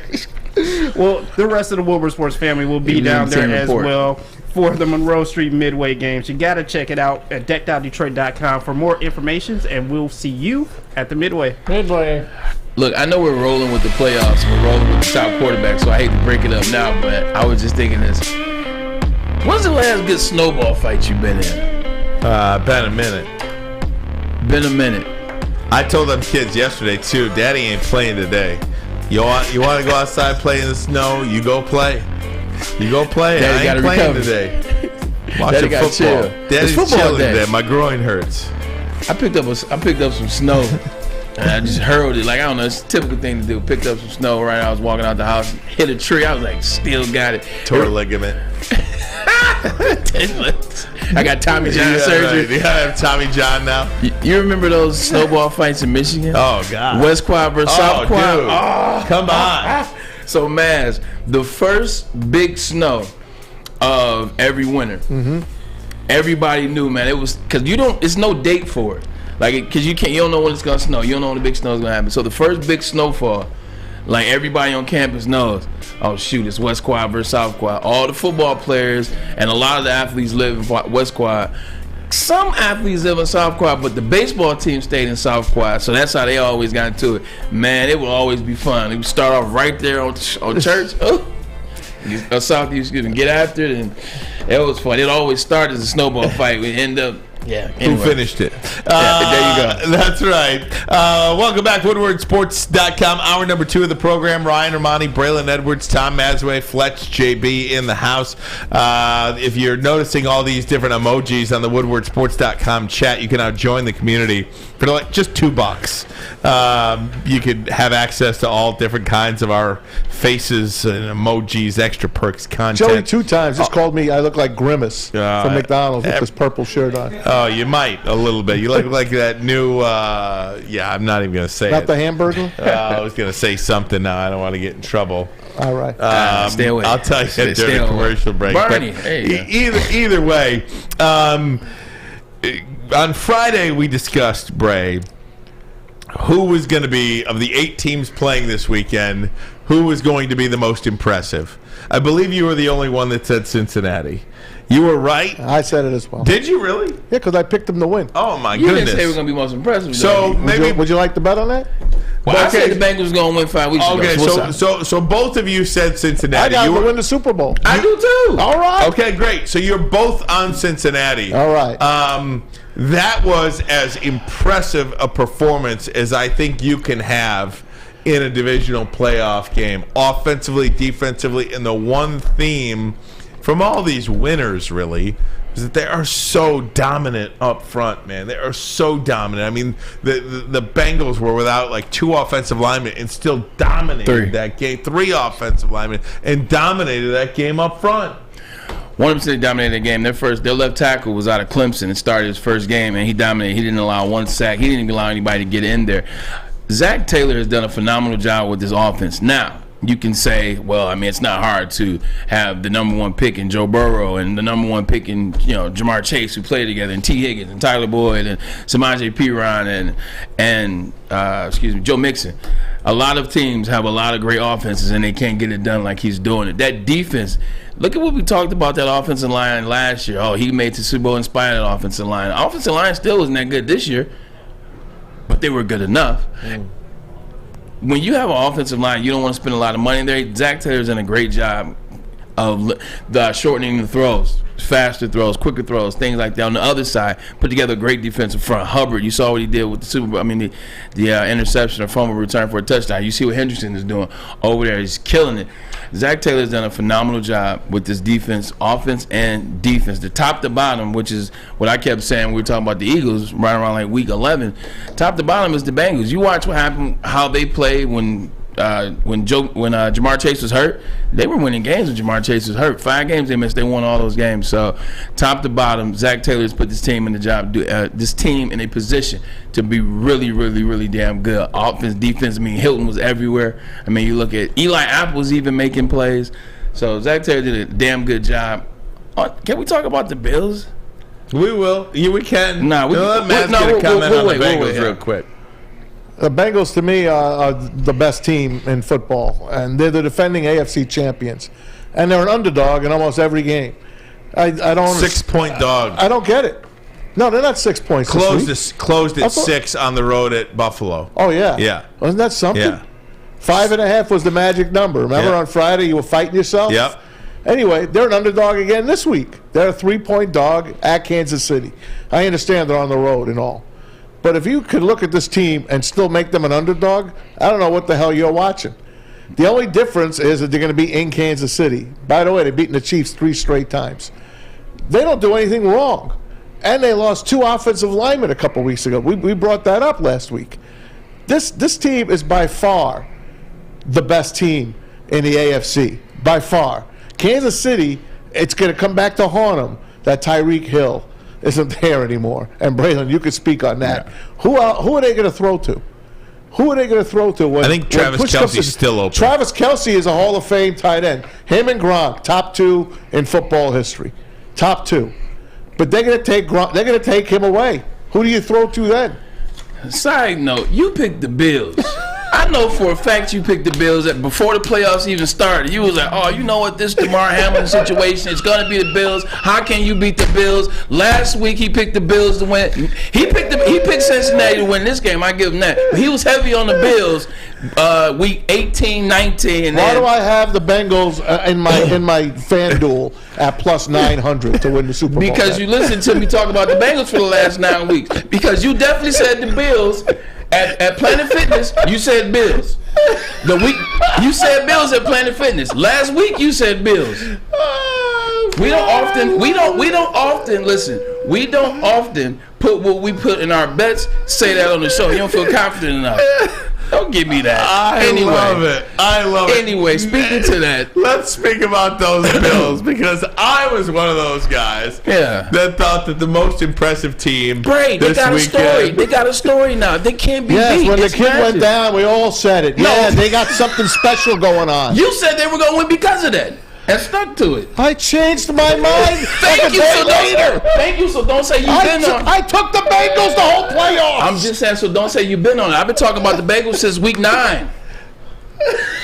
You talk about every team. I don't, because you asked me about every team. But give me this much credit. I have to credit. No, I don't need all the credit. I need the credit I deserve. I said since week 9 they were the best team, top to bottom. Top to bottom, I said we were the best team. Give me that. I didn't believe you until this weekend. Well, nobody did. I didn't believe the words that I was saying. But you know what? Now everybody does because it's the truth. I didn't believe you. Until this weekend. The problem was going to happen with the Chiefs. Like the problem was going to happen with the Chiefs, and then we'll get to the Bills. Is Patrick Mahomes? One of the things that makes him special is he's deceptively athletic. Big arm. A lot of stuff he does. You're like, how the hell did he do that? Like, what is this thing? He does a lot of amazing things. That high ankle sprain, that's going to keep him away from Isn't that what Blake had? Blake who? Gabbard? It was, a little bit more than that. Either way. Yeah. I do want to get to those Bills because I was so disappointed. I'll just tell it to you right now. They're the most disappointing team to me in the NFL. Yeah. And I'll tell you why. But first, a message from Lady Jane's Haircuts for Men. Come to Lady Jane's for an award-winning haircut experience and register for a once-in-a-lifetime opportunity to win a down payment on your dream home, up to $200,000. Lady Jane's open 7 days a week. You can walk in any time. It's wicked awesome. Wicked awesome. Can't get enough Woodward Sports content? Head over to woodwardsports.com right now for up-to-date sports articles and great entertainment news. We have the best writers, bloggers, and coverage all at your fingertips. Head to woodwardsports.com right now to experience all Woodward Sports has to offer. Hi, I'm John from Better Rate Mortgage, and to me, family is more than blood. That's why I have the biggest family in Metro Detroit. If you're looking to buy a house or refinance and need a loan, come get treated better than family by me and our entire team here at Better Rate Mortgage. We pride ourselves on giving you better advice, better service, and a better loan experience. That's why we are Better Rate. If you're looking for a new mortgage, come get treated like family. Actually, better with Better Rate Mortgage. Visit us at mybetterrate.com or call at 248-480-4467 today. A ton of fun, a ton of sports, and a ton of man-meat. Welcome to the Woodward Heavyweights, live daily 5 to 7 p.m. on Woodward Sports. Downtown Detroit is all decked out this season with the return of the Cadillac Lodge and the Monroe Street Midway. The Midway, of course, has the giant slide, the winter bumper cars, and, of course, that indoor arcade. Not to mention you can always grab a drink at the Lodge before or after any Wings or Pistons home game. You gotta get down there, you gotta check it out. Shop, eat, and play downtown anytime with Decked Out Detroit. You can always check them out at deckedoutdetroit.com. .com. I promise you. I said the Bengals 9 weeks ago. He said it was going to be the San Francisco 49ers and the Bills. I love it. Nah, I'm just messing with you. Guys, where do the Bills go from here? Fire Sean McDermott. Is that Fire Sean McDermott. No. Before we get there, okay, You're kidding, right? Fire Sean McDermott. I'll have you explain in just 1 second. You better be kidding. In 1 second. But I do try to wrestle. With that roster. The construction of they have absolutely no running game. They asked that quarterback to do everything. Yeah. And what they had to deal with this year, from blizzards that forced them out of town to heart attacks on the field that nearly killed a teammate. That team was very flawed in the way it was put together. The quarterback has to do everything, too much, and it caught up to them. And then you're like, do they need a new voice as well in the locker room? There's all of those things at play, and apparently you believe they do need a new voice. I think they need a new voice. I think they've taken steps back in the last couple of years. Now, last year you can say obviously it's a coin toss, it's a coin flip, and if they get the ball, then they beat the Kansas City Chiefs. All right, I'm cool with that. They still weren't going to beat the Cincinnati Bengals. You can't convince me of that. 3 years ago, they went their first playoff game was 4 years ago. You know, I think they won the first round 3 years after 3 years ago. They get to the AFC Championship. They got to the AFC Championship before Josh Allen was even Josh Allen. Last year they lose to Kansas City Chiefs in a great game, and then this year they lose the divisional round again to a better team. But they took steps back. Sean McDermott, look, he's a good coach, and there are good coaches out there. But sometimes you got to move forward with a guy like. As I'm watching this game, Ryan Ermanni, I'm watching the Bills, who are at home, play in the snow, which throughout tradition is when they like to play at Ralph Wilson Stadium, which is what I always call it. They went 3 and out on the first drive of the game. How the hell do you have that long to prepare for a team? Go 3 and out first drive of the game. They never seem to have footing. It's snowing outside. Like Cincinnati figured it out. They say, you know what? Offensive lineman hurt. 3 new offensive linemen. You know what we're going to do? It's snowing. We're going to keep it short and tight. Make it easier throws. Make it short. Keep the guys off the line of scrimmage. Keep the line. Like they made it. He had a game plan. He knew what to do. Like they looked like they practiced. They looked like they watched film. Sean McDermott and the Buffalo Bills are like they was just out there playing in the snow. They look like it snowed on Thanksgiving. They went out there with no game plan. Like, hey, look, man, we just go out there and wing it. Like they're throwing deep passes. I play wide out. You did? Maybe. Why would you throw a ton of high point passes in the snow? Like you got your receivers looking up like this the whole game. I understand 1 or 2, but they're doing that the whole game. There was no short tosses. Yes, we know they had a running game. Stop using that as an excuse. They haven't had a running game in 2 years. They haven't. So it's better with LaShawn McCoy. Exactly. Yeah, I'm saying, shoot, neither does Kansas City. They don't have a running game, a consistent one at least. So just with Sean McDermott, they were completely unprepared. They just completely looked unprepared. They looked in disarray. I'm just, Dayball's gone. Like that's a more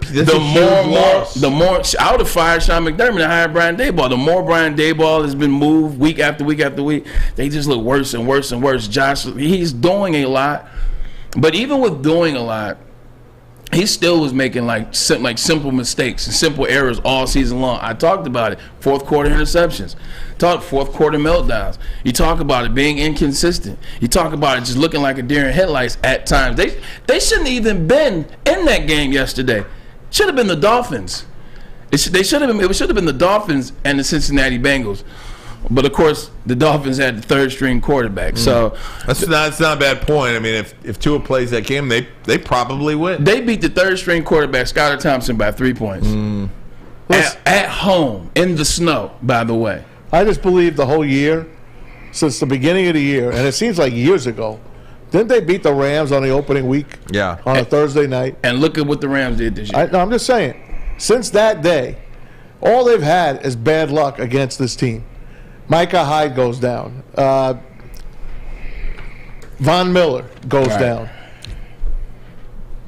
It just didn't work out for him this year. The whole year coming together, and it culminated with them, of course, getting kicked out of their home for 2 weeks here in Detroit.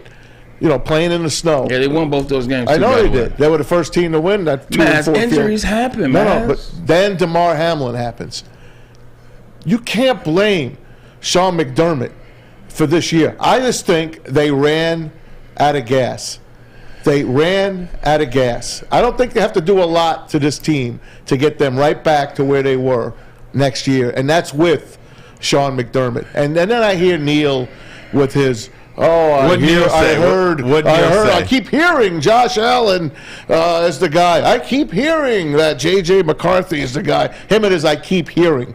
I cannot stand. If you talk bad about Josh Allen, then you don't know what the F you're talking about to watch football.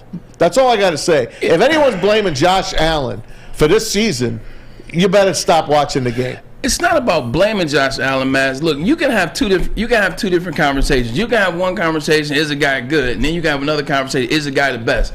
The problem is everybody has tried to supplant Patrick Mahomes with Josh Allen for the last 4 years. And I don't understand why.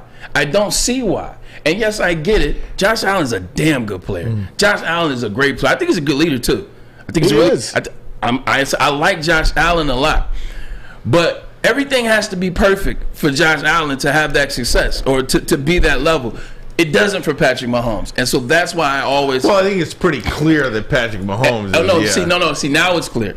Well, it's been clear, but people have still said that. But getting back to the Bills before we get off subject. Sean McDermott is a good coach. Sean McDermott is just not it. People get injured.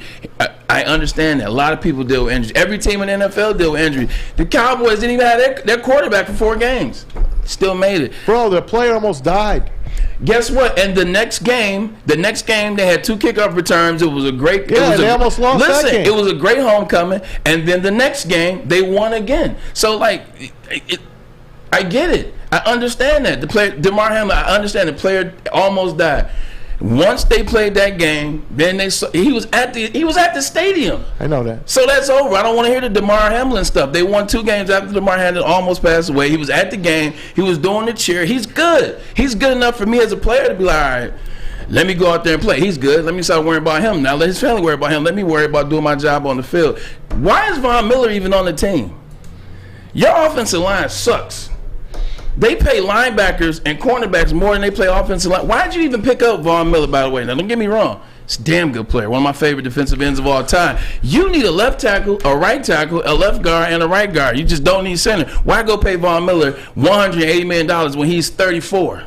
Well, you're looking for a complete wrecking ball on the defense. But you have a good defensive line. If you have a good defensive line, Rougeau, the guy from Houston that got injured and came back, I can't think of his name, but they have good defensive line players, right?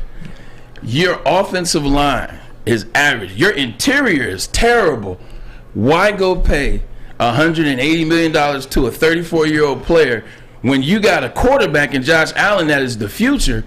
Why not protect him? Well, yeah. I don't think anybody's going to. Look, I think Cincinnati's offensive line is less than 2, but their defense balled out. I think all 4 teams that won this weekend, their defenses were just lights out. Yeah, Cincinnati also doesn't ask Josh Burrow to rush for 90 yards a game. That's true. They got Joe Mixon to do that. And Samaje Perine. And they could throw to Joe Mixon out of the backfield. It's really an interesting thing. I think Buffalo clearly is third or maybe even fourth in the AFC. Now, you look at that AFC, and this is what I want to do next, guys. Yeah. Look at the AFC. You've got Mahomes, Burrow, Allen, Herbert, Lawrence, Deshaun Watson, Lamar Jackson. Who else am I missing here? There's Russell Wilson. Yeah. There's 8 guys that are probably 8 of the top 12 quarterbacks in the game right now on one side of the football. If you're Tom Brady or Aaron Rodgers or any other free agent quarterback, why would you even mess with wanting to go to the AFC right now? I want to get your take on that. And is this going to be just a round robin? Tony Romo said during that game, this is just going to be a round robin every year of Mahomes, Burrow, and Allen every year playing for this thing. Do you buy that? Is there anybody else that can compete? It's probably the only good thing he said all day yesterday. But first, and I like Tony. A message from Chili Peppers Tanning. He is finished, by the way. He's got to reinvent himself. Tony Romo. Join the Pepper Club, and of course they will save you on unlimited tanning against any competitor. They'll beat them by $5, and you get the cleanest salons in the D. No excuse either to get you tan because there's over 27 locations in the Metro Detroit area, 2 right here on Woodward Avenue. You get the hottest bulbs, the hottest deals, and the darkest tans. Your Vitamin D headquarters, ChiliPeppersTanning.com. Introducing the Planet Fitness Guide to getting that post-workout glow. Step 1. What's your why?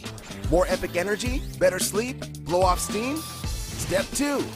Join Planet Fitness for just $10 a month and get moving in our clean and spacious clubs. Step 3. Bask in that post-workout glow. Join Planet Fitness today for just $10 a month. Join today at any of the 50-plus Detroit area locations. I'm Dr. Jason Olafson, DC, the founder of the Custom Health Centers, and we've helped thousands of people learn how easy it is to lose weight and keep it off with our customized weight loss and body contouring programs. With Custom Health, you don't feel hungry, you eat well. My name is Simeon Timbuk, and I've lost 71 pounds on the program. Call us at 844-789-THIN or visit CustomHealthCenters.com for a free consultation and get started for as little as $5 a day. The only sports network in Detroit that starts with a W.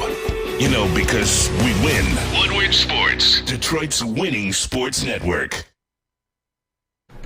Time to talk about Citron. Better tasting energy drinks I can attest. That cranberry is lightning in a can, not a bottle. The classic, the sugar-free, do an amazing thing. Proud partners with the Detroit Pistons and the Wings. Man, you got to get some of that Citron. Little Caesars Arena. Go check them out. Citron. Drink it. Live it. Hey, welcome back. WoodwardSports.com. Ryan Ermanni, Braylon Edwards, Tom Mazawey. Guys, is Tony Romo, Mass, first. Yeah. You're done with Romo. I love him. That's your guy, too. He is my guy, but he don't make sense anymore. It's like he just talks gibberish. And he's both sides of the ball. He's like... He can't make a decision. That looks like a catch chip. Oh, it could be out of bounds, too. Like one of the things that was trending on Twitter today, or last night, but I saw it today, was Tony Romo saying, oh, that was a perfectly thrown ball by Allen, just a little bit high. Yes.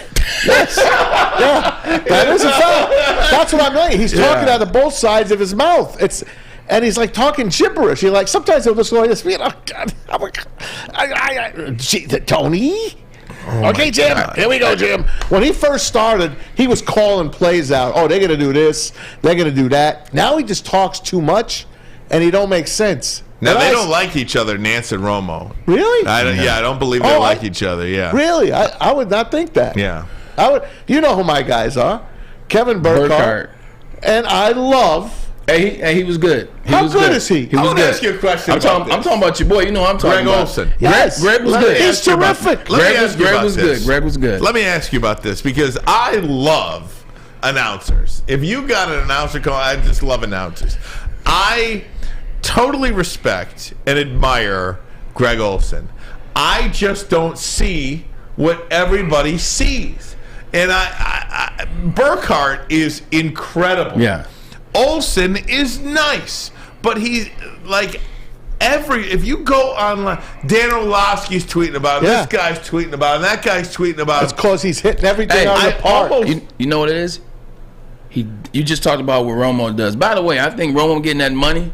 I think, and early on, Romo, like you said, he was real smooth. He was real good. He was on point. Hey, like you said, man, I said, hey, right here, you know what? They'll probably do a flat route because, like you were right. I think once they drop that $22 million or $25 in his hand, I think now he feels the need to be right about everything, and I think he puts too much pressure on himself. But with Greg Olsen, he just doesn't do that much. Like Greg Olsen, he says enough. He points out the play. He's very good with the back and forth with Burkhardt. Like they do a good job. He does a good job of allowing the moment to happen. I can see why people like him. Let me ask you. I almost think people are so overboard in their admiration and commentary for Greg Olsen. I think they're that way because of the contract Brady got. If Tom Brady doesn't sign the contract with Fox for $37.5 million he didn't a earn year, that spot.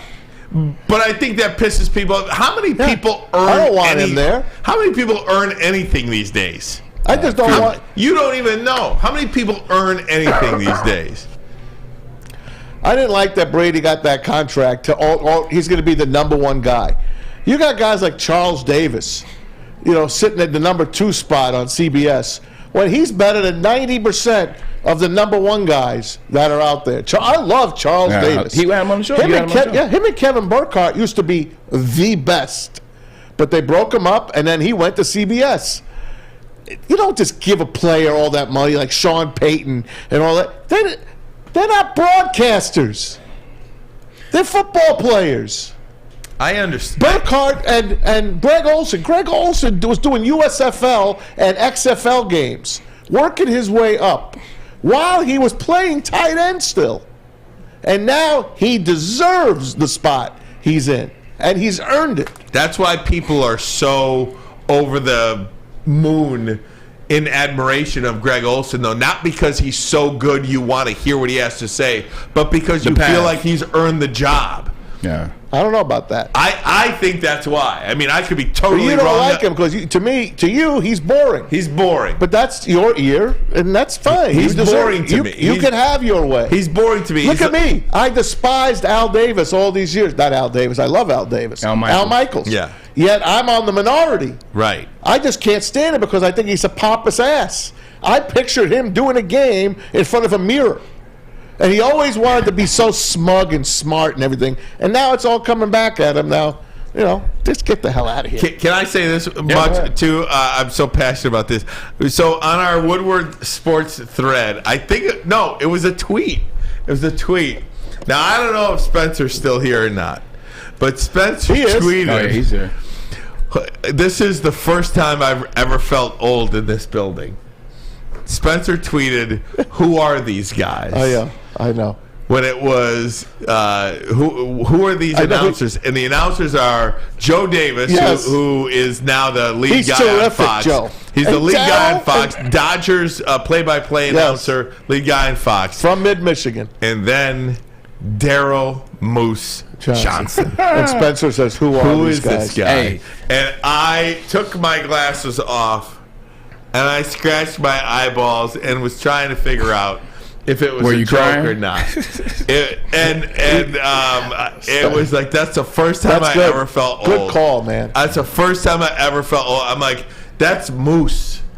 You know what I mean? And then, I'm thinking to myself, I'm seeing 44 with the San Francisco 49ers. Yeah. And I'm thinking, is Tom Rathman still playing? Tom Rathman. Kyle Juszczyk. He was on the staff. He was on the staff when I was playing with the 49ers. Side note, Moose Johnson be looking smooth. Oh, man. Like his suit game, not this week. This week was clean. Last week he had the vest with the check. Oh, he was clean. Hey, he's got the cufflinks going, the French cuff shirts. You know what you can tell? His wife gets him right. Oh, man. Whoever he's married to, she's got him nice. Remember when he first started, they initially had him in the booth with Joe Buck and Troy Aikman. Yeah, that's right. It was a three-man booth. There was a lot of three-man booths. Chris Yeah. Collinsworth started off in a three-man booth. That's right. With Buck and Aikman. It was the three of them. That's right. It was the three of them. That is absolutely That's when I right. liked Collinsworth. Yeah. Now I can't stand him. I feel like Brian Greasy was in the three-man booth. He was with Louis Riddick. Yeah, and Levy. That was a Steve terrible Levy. booth. Yeah, and Levy. That was awful. Guys, I'm going to take a break. When we come Some back, guys just don't belong to do play-by-play. I do want to talk about I those agree. AFC quarterbacks because it just looks like a gauntlet right now. And do you believe Tony Romo saying that this is just a round robin now between Mahomes, Burrow, and Allen in the AFC? But first, a message from Guardian Alarm. They're your local security experts, have been for over 90 years.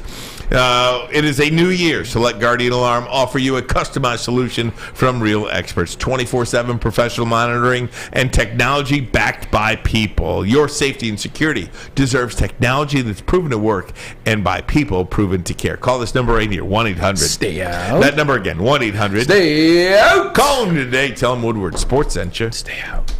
I love Woodward Woodward Sports? Love wearing clothes? Then you should be wearing Woodward Sports clothes. Check out our full line of merch at woodwardsports.com. Just click on Shop. We have all your favorite designs, like Dan Campbell kneecaps, Beverly Hills Golf, Woodward Golf, and of course, our own logoed out merchandise. Men, women, infants, kids all love Woodward Sports. Impress your friends. Impress your boss. Impress your dog. Buy Woodward Sports merch today.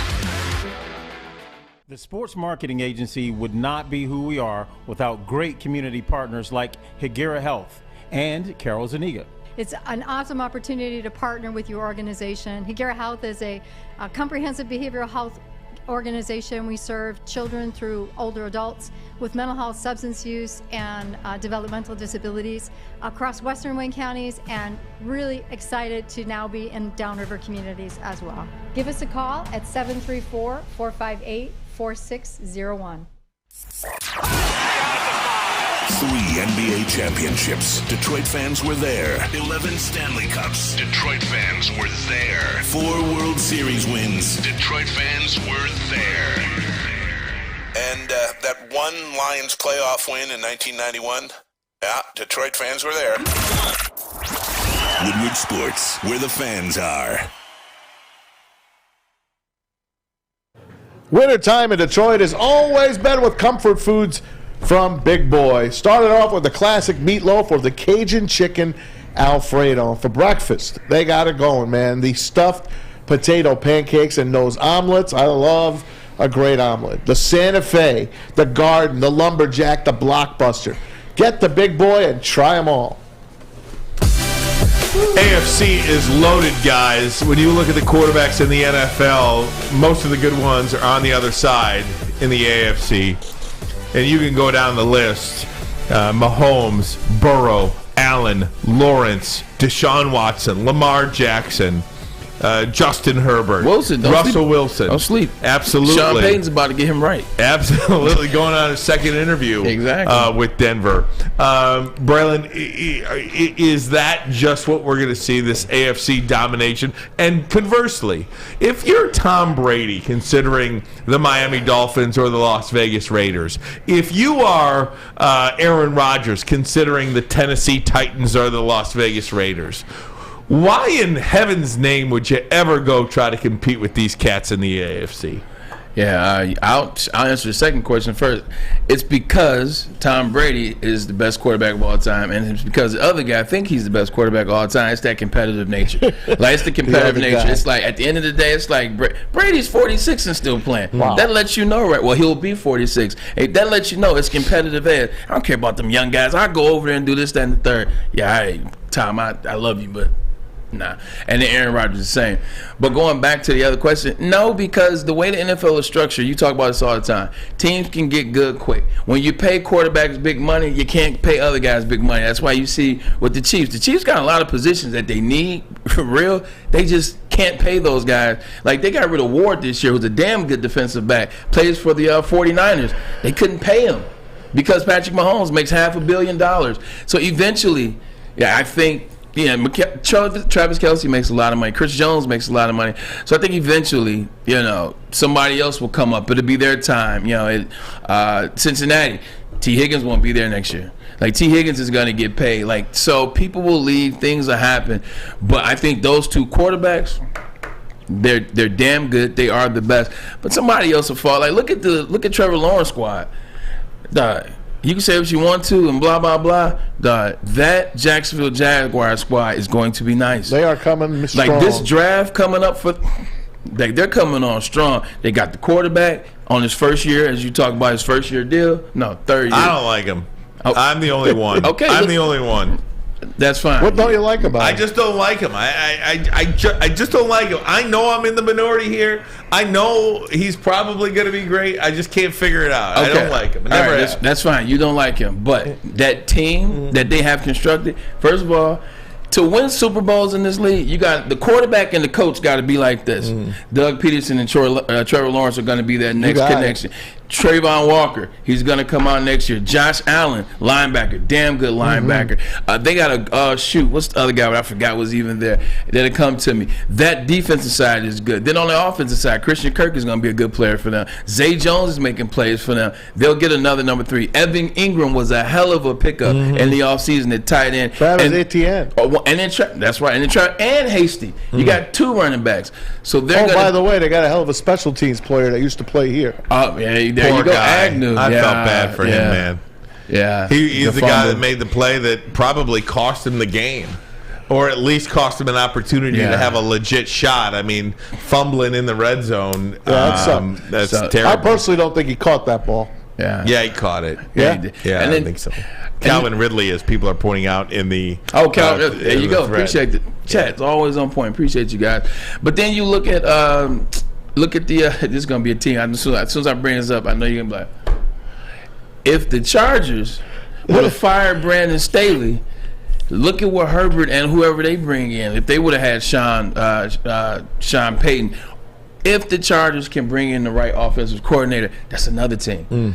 So I think they're definitely number 1 and number 2, but I think this thing will rotate because of having to pay players, having to pay the quarterback, money going out, not being able to play other players leaving. So they're definitely 1 or 2 for right now, but I think it changes. I mean, look at Mahomes. Like we talked about, he's played 40. If they make the Super Bowl, it'll be 41 games in 2 years. Like you can't keep playing, at least in this sport. That's a lot of tread on the tires. Thank you. It's a lot of damn tread, and part of what makes him so great. Like Mahomes isn't really a pocket passer. He's a pocket passer / He's a joystick. Exactly. Yep. He's a pocket passer / So like a lot of his stuff is moving, doing like he's like very underrated, athletic. A lot of that's him. Like what happens after another one of these ankle injuries or another one of these nicks and bruises, and now you're looking at if he makes the AFC Championship next year, that'll be 60 games. Did you hear what Devin McCourty, Tom Brady's former teammate, said on the NFL Network the other day? He said, sleeper team for Tom Brady, Tennessee Titans. Yeah. He's got Vrabel there, and he's got the best running back in football in Derrick Henry. If you can get a wide receiver, and I'm thinking to myself, man, why would Tom Brady... Look at the NFC. You got Jalen Hurts and Jared Goff. Why would you want to compete against Trevor Lawrence? Go to Atlanta then and win that division. Any other team in that division probably, other than Tampa Bay. You know what? Saints. Let me ask you a dumb question. Horrifically dumb. Yeah, go ahead. If you're Tom Brady, would you come to the Lions? Why don't you come to the Lions? I knew that was coming. If you want to go crazy, you want to solidify a double Hall of Fame career, which he has had, a double Hall of Fame career. Yeah. You want to come work with Ben Johnson for a year? You want to come work with these young guys, Amon-Ra, St. Brown, Jamison Williams, an incredible offensive line with a running game? Why wouldn't you make that happen? And I guarantee you, if Tom Brady lobbed off a call to Gronk and said, let's go win one in Detroit. Why are you doing this to me? Why don't do this to me? Because I have to hate him for his whole career. I think if Tom Brady really wanted to do something even more, how do you top what Tom Brady has done in his career? Go in with the Jets then. There is no. There is nothing more that Tom Brady can do in his football career than win a Super Bowl with the Detroit Lions. I love Jared Goff. The most tortured team in sports. I love Jared Goff, but come back to the state where it started. Michigan. And win a Super Bowl for the Detroit Lions. That's the only thing he can do, is go to a team that has no history of success in anything. Been a laughingstock of the league for over 6 decades. If you're Tom Brady, why not come to the Detroit Lions and say, I'm going to win there?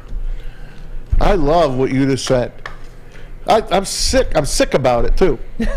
Because I never thought about it, ever. But why the hell not?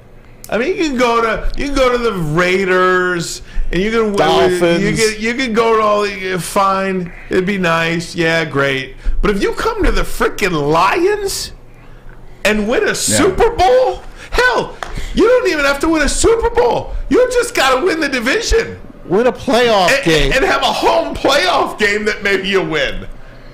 The bar is very low here. So low. I mean, I'm just saying, that is the one thing that Tom Brady can do in his next act that would just turn everything upside down. He's the guy that won a Super Bowl for the Lions. There's no $20 million houses overlooking the ocean in Detroit. That's the answer to that one. There are no $20 million homes that overlook the ocean in Detroit. There are in San Francisco. There are plenty in San Francisco. Just saying. Yeah, and again, see, this is great, Braylon. This is great. Brady, Brock Purdy got this team to the NFC Championship game. Brock Purdy might win a Super Bowl with this team. Of course you can go to San Francisco and win yourself another title. But I would almost see that as front running. When he went to Tampa Bay, Braylon, that team had not been to the playoffs in 17 years. Yeah. And he turned that whole franchise around. But at the same time, Ryan, you're absolutely correct. Like when he did that, he hadn't been there 30 for 30, the infamous Jameis stat line that year. He turned that around. They won a Super Bowl year one. You can argue if they don't get injuries, but I don't want to play the if game. I'm going to shut the if game down in 2023. When you watch that team fall apart starting last year, talking about Tampa Bay, and then you watch this year, a lot of injuries, let a lot of guys go, the culture kind of changed. Tom Brady was out there running for his life. He's 45 years old, throwing 66 passes in the wild card round of the playoffs. He took a lot of hits this year at 45, hits that he wasn't taking in New England, hits that he didn't take the first year with the Tampa. I don't want to go anywhere and have any doubt. Yeah, the offensive line is really good. I saw what they did with Jared Goff, but if I got to take a chance, I'm taking a chance with a surefire, like a surefire winner. I'm going to San Fran or I'm not playing. I'm 45. I don't have time for getting dinged up, nicked up, beat up, slammed, or taking a chance. Like, you're 46 this year. This ain't time to take chances. This is time to just, you know what, 49ers or I'm not playing. Ryan, I lose more respect for you every day. But you're still listening. Yes. Ryan sniffing glue again. So good. Why is Ermanni's voice so high? Hey, what's so dumb about what you said? I don't think it is, actually, to be honest with you. I thought he's going somewhere. I think it's crazy. I think it's a crazy, wild, off the wall idea. Yes. But I also think if you're Tom Brady, what more do you have to do? And again, you can go to San Francisco and win a Super Bowl, but Brock Purdy did that too. You know, I mean, Brock Purdy's going to the NFC Championship game this week. Is Vegas impressive? If he wins in Vegas, is that impressive? I don't know. You're going to do it with, you've already won with Sean, what's his name? Josh McDaniels. Josh McDaniels. You've already won with Josh McDaniels, and you're going to play with Devontae Adams. I don't know, man. I think... You got people that have. Let me ask you this. What about drafting Anthony Richardson? What about drafting Anthony Richardson? And I'm off him in the first round. By the way. Okay, I'm just saying. What about drafting Anthony Richardson and grabbing Tom Brady for a year? It sounds crazy, and I know this ain't Madden, but I think it would be unbelievable. The older you get, the guys that have money, people that have money. When you've made a ton of money, when you've accumulated what's called wealth, where do those people like to be the majority of the year? Somewhere warm, somewhere nice. Tom Brady is not trying to leave Tampa, where for Christmas it was 82, to come to Detroit, where the sun disappears in October. I think his Stafford's house is still for sale. Right on the water. It is. And right now, you know what that is? You can ice skate on that right now, by the way. There you go. Guys, hey, there's more football coming to Detroit. We'll talk about that next. But first, a message from Custom Health Centers. That's right. Take a look at this slim down face. Ooh, look at this guy. You know why. Custom Health Centers has helped me out, as well as 20,000 other Custom Health Center, what do you call it? what do you want to call it? Happy people. Happy people. Thank you, Maz. That's right. At Custom Health Centers, they help take the willpower out of weight loss. A customized approach to your health. That's right. Call this number right here, 844-789-THIN. 844-789-THIN. Call Dr. Jason and his team today at Custom Health Centers. They're going to help you lose weight. 20 pounds, 120 pounds, it doesn't matter. They got you covered. Call that number, 844-789-THIN. Thinner. Can't get enough Woodward Sports content? Head over to woodwardsports.com right now for up-to-date sports articles and great entertainment news. We have the best writers, bloggers, and coverage all at your fingertips. Head to woodwardsports.com right now to experience all Woodward Sports has to offer. You don't have to go to the beach, man. You don't have to get your butt crack full of sand. You just need a little chili peppers, man, to get that glowing beach chili peppers tan. Woo!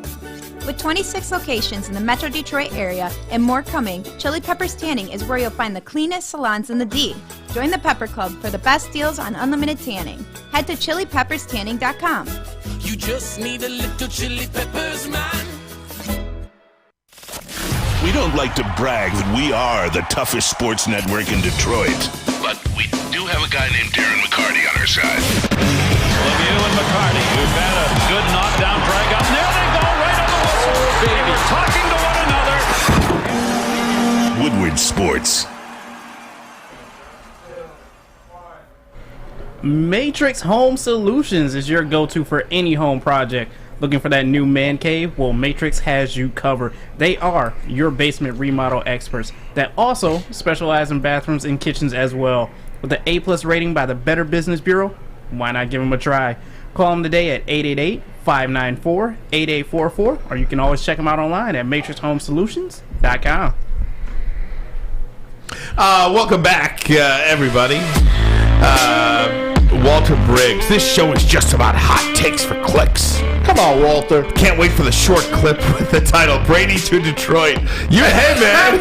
Walter, you got it. You got it, dude. Seriously, what's wrong with what I said? Nothing. I like you, Walter. What's wrong with what I said? Nothing. Anywho, very good. I don't think there's anything wrong. Can we have Jalen Ramsey too? Yeah. Hey, that'd be nice. Because he's going to be available. That's what I was saying. They give him. You got to get a first round. You got to give up a 1 and 3 probably to get him. You really believe that much? Hell yeah. Hell yeah. I never heard your voice so high before. I've never been so serious before. And Jalen Ramsey's still one of those dudes, and now as the NFL has gotten to a space where almost the highest, the second highest, and never be out quarterbacks, but the second highest position is wide receiver. These guys are getting paid because they're that good. Like when you go against a Justin Jefferson, you go against Devontae Adams. Like the list of wide receivers that are good is getting longer and longer each year. That are getting really good. You got to have a guy like Jalen Ramsey, and he brings something to that team: attitude, swagger, intelligence. Like he breaks film down. But he's not as good as he was. He's still 3. He's still 1, 2, or 3. Now he's still. You're right. Maybe just a 1. Hey, I mentioned maybe more a 1 and a 5. More football coming to Detroit. There is an announcement. I'm getting this from Tony Paul in the Detroit News. An announcement coming on Thursday with Mayor Mike Duggan, the CEO of Fox Sports, and the USFL. Potentially, probably, Ford Field going to be a hub for the USFL. They played all their games in Birmingham, Alabama last year. So they're going to play their games in Birmingham again. Yeah. They're going to play in Memphis, Tennessee, and they're adding a third hub. That hub expected to be in Detroit. I think that's very exciting. I love that. I'd absolutely go to a USFL game at Ford Field. I would absolutely take the kids there. Yeah, but at the same time, Ford Field seats 66,000. It's gonna look empty. Yeah, it'll look empty. It's gonna look like a high school game. That's the only kickback. Because I will go to a game too. Yeah, I will go with you. But I think I would love to go with Maz. Can you imagine Maz telling stories about the USFL in the '80s? But I think 66,000. How many people really gonna go? I think they should play across the street. Wayne State. At Comerica Park. Well, Tigers baseball. I know. Yeah. So I mean, put some curtains up top. You know what I mean? Like remember they did the old curtains. Put the curtains up and just do the lower bowl. You know what? It looked empty in Alabama last year anyway. I mean, it's going to be empty. Yeah. It was. They used to have like 30,000 people back in the 80s. Yeah, but that's different. They used to fill. They had real money. Yeah, that was different. That was a different league. Yeah. They stole the identity of that league, and I like the way they show highlights of that league when that league has absolutely nothing to do with this league. Yeah. Nothing. Now, that old USFL was like the AFL. You know why? It's because that USFL, those owners actually had more money than the NFL owners, and they were buying players out of college. Like, hey, look, now come over here, we'll pay you this, because the NFL wasn't paying guys back at that time. Look what they did for Herschel. You want to play as an underclassman? Marcus Dupree. Marcus Dupree. First $1 million deal. The NFL wouldn't let you. We'll let you. Yeah. Before we debut a new segment called Mondays with Maz, Braylon, I wanted to get your take on Shannon Sharp over the weekend. I don't know if you saw this Friday night, but he got into it with Dylan Brooks and T. Morant, who is Ja Morant's dad, and Steven Adams had to be had to be escorted out of the Staples Center or Crypto.com arena. Staples Center. Staples Center. Yeah. You see the video right here if you're watching with us on WoodwardSports.com. But he did incredible. Thought it was a really great apology today, by the way. Yeah, apology is what it is. 3.5 minutes worth. Yeah. You know what the apology was? The apology was Fox came to him and said, look, that we're giving you the keys to the kingdom. Like, we can't accept this. Mm-hmm. We can't accept this. So you go there and apologize. And then Shannon was like, all right, cool. I get that. I understand that. And that's what happened. What's happening is, in this day and age, there's too much direct connectivity or too much direct access from media, sports writer, journalist, analyst, color guy, columnist, to the actual player. Back in the 80s and 90s, even when I played, remember what we did after the Michigan State game when everything went wild and whatever? Remember I came on and said, you know what? My apologies to Xavier Henderson and Michigan State and all those guys. I don't want to talk to those guys anymore. I don't want to talk. I just want to talk about the game. I want to cover it like a true professional. So you won't hear me talk to them or about them or say just strictly about their football skills. Because I think nowadays you can connect. Remember he mentioned my name like a couple times. Oh, yeah. Like what happens if I saw Xavier Henderson at the mall or something? He was like, "Yeah, you talking that stuff?" I'm like, "Man, shut your little ass up." And then that's how fast it starts. He was talking on his show about Dylan Brooks and Memphis Grizzlies. He was talking about Dylan Brooks being a letdown in certain situations. I think he said a couple things about Dylan Brooks. So in the game, Dylan's like, "Yeah, you ain't talking that blah blah blah." Dylan's talking to Shannon.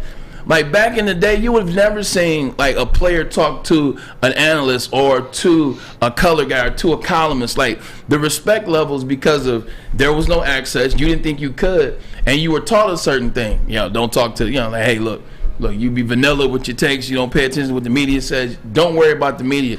Now everything is about social media. Everything is about I'm going to this guy. Everything is I saw that. Now I'm gonna come back at you. Well, now I'm gonna go on my show and talk about you a punk or you this. Like there's so much access to players and media and like journalism now. Like I think that's why you saw that. Like because Dylan's talking stuff on the court, and then Shannon's like, "Who the hell are you talking to?" Shannon from the old school now. From the old school. I'm like, "Man, who the hell are you talking to? Say that right here." And so now as he's walking, now you got the big Viking that comes over, Scott Adams, who didn't want any of Shannon, by the way. Now you got that. Now it looks bad. Now T. Morant, who think he's the bridge for the Memphis Grizzlies, but you're just Ja's father. He comes over. That situation didn't have to be all that, but it's because of that social media access. There's too much between players and I think journalists and analysts now. Mondays with Maz. Maz, what's burning? I just watched yesterday's football games, and the weekend was kind of disappointing. But when I saw the Cowboys and the 49ers play in those gorgeous classic uniforms, and I wish I gave Fletch the pictures. I should have. But the 49er uniform is like second to none. To go against the Cowboys, it just reminded me, I thought I was seeing Joe Montana and Dwight Clark for 1 second, Ronnie Lott, Roger Craig. I thought I was seeing those teams. They were all there, by the way. I know. That's what I love about. That's what I love about the Niners. They are a true family. Once you're a 49er, man, you're a 49er for life. But when I saw them, and then I see them playing at that stadium, Levi Stadium, and I know it's in Santa Clara, it's not in San Francisco anymore. It looked like Candlestick Park. end zones. Yeah. Perfectly painted end zones, like the 80s. Just, do you understand what I'm saying? Yes. People go to the Grand Canyon to say how gorgeous that is. To me, that was my Grand Canyon. That's nice. And it's so, to me, it's just so gorgeous. I just love the NFL so freaking much. And those are the stupid little reasons that I love it. I love it, Maz. Hey, good stuff today. Thanks so much. And even to those beating me up for my Tom Brady. I thought it was great. I still think it's great, to be honest with you. You know what? They'd all love it once he was here. Absolutely, especially if we won a Super Bowl. Break, get us out of here, Hey, buddy. man, hell of a first day. Going to be a good week. More football. We got a lot more football talk. We'll start previewing the matchups as well. Also, time to talk some Lions off season. Trying to talk some free agency moves, some picks, and also time to talk the mock draft. It's about that time to start talking mock draft and who the Lions are going to take and who other teams are going to take as well. Excited for this week, but let's get out of here. JB Fletch, hell of a job by you guys. Maz, the Purple Peeper Eaters. Yes, sir. On the couch. Great job by you. I told you the Bengals were going to be there. You did. I told you. You absolutely did, man. We are Ermanni and Edwards, and Maz is always right. Make sure you download the Woodward Sports app in the App Store and the Google Play Store today. Take Woodward Sports with you wherever you go and listen live on your phone or mobile device.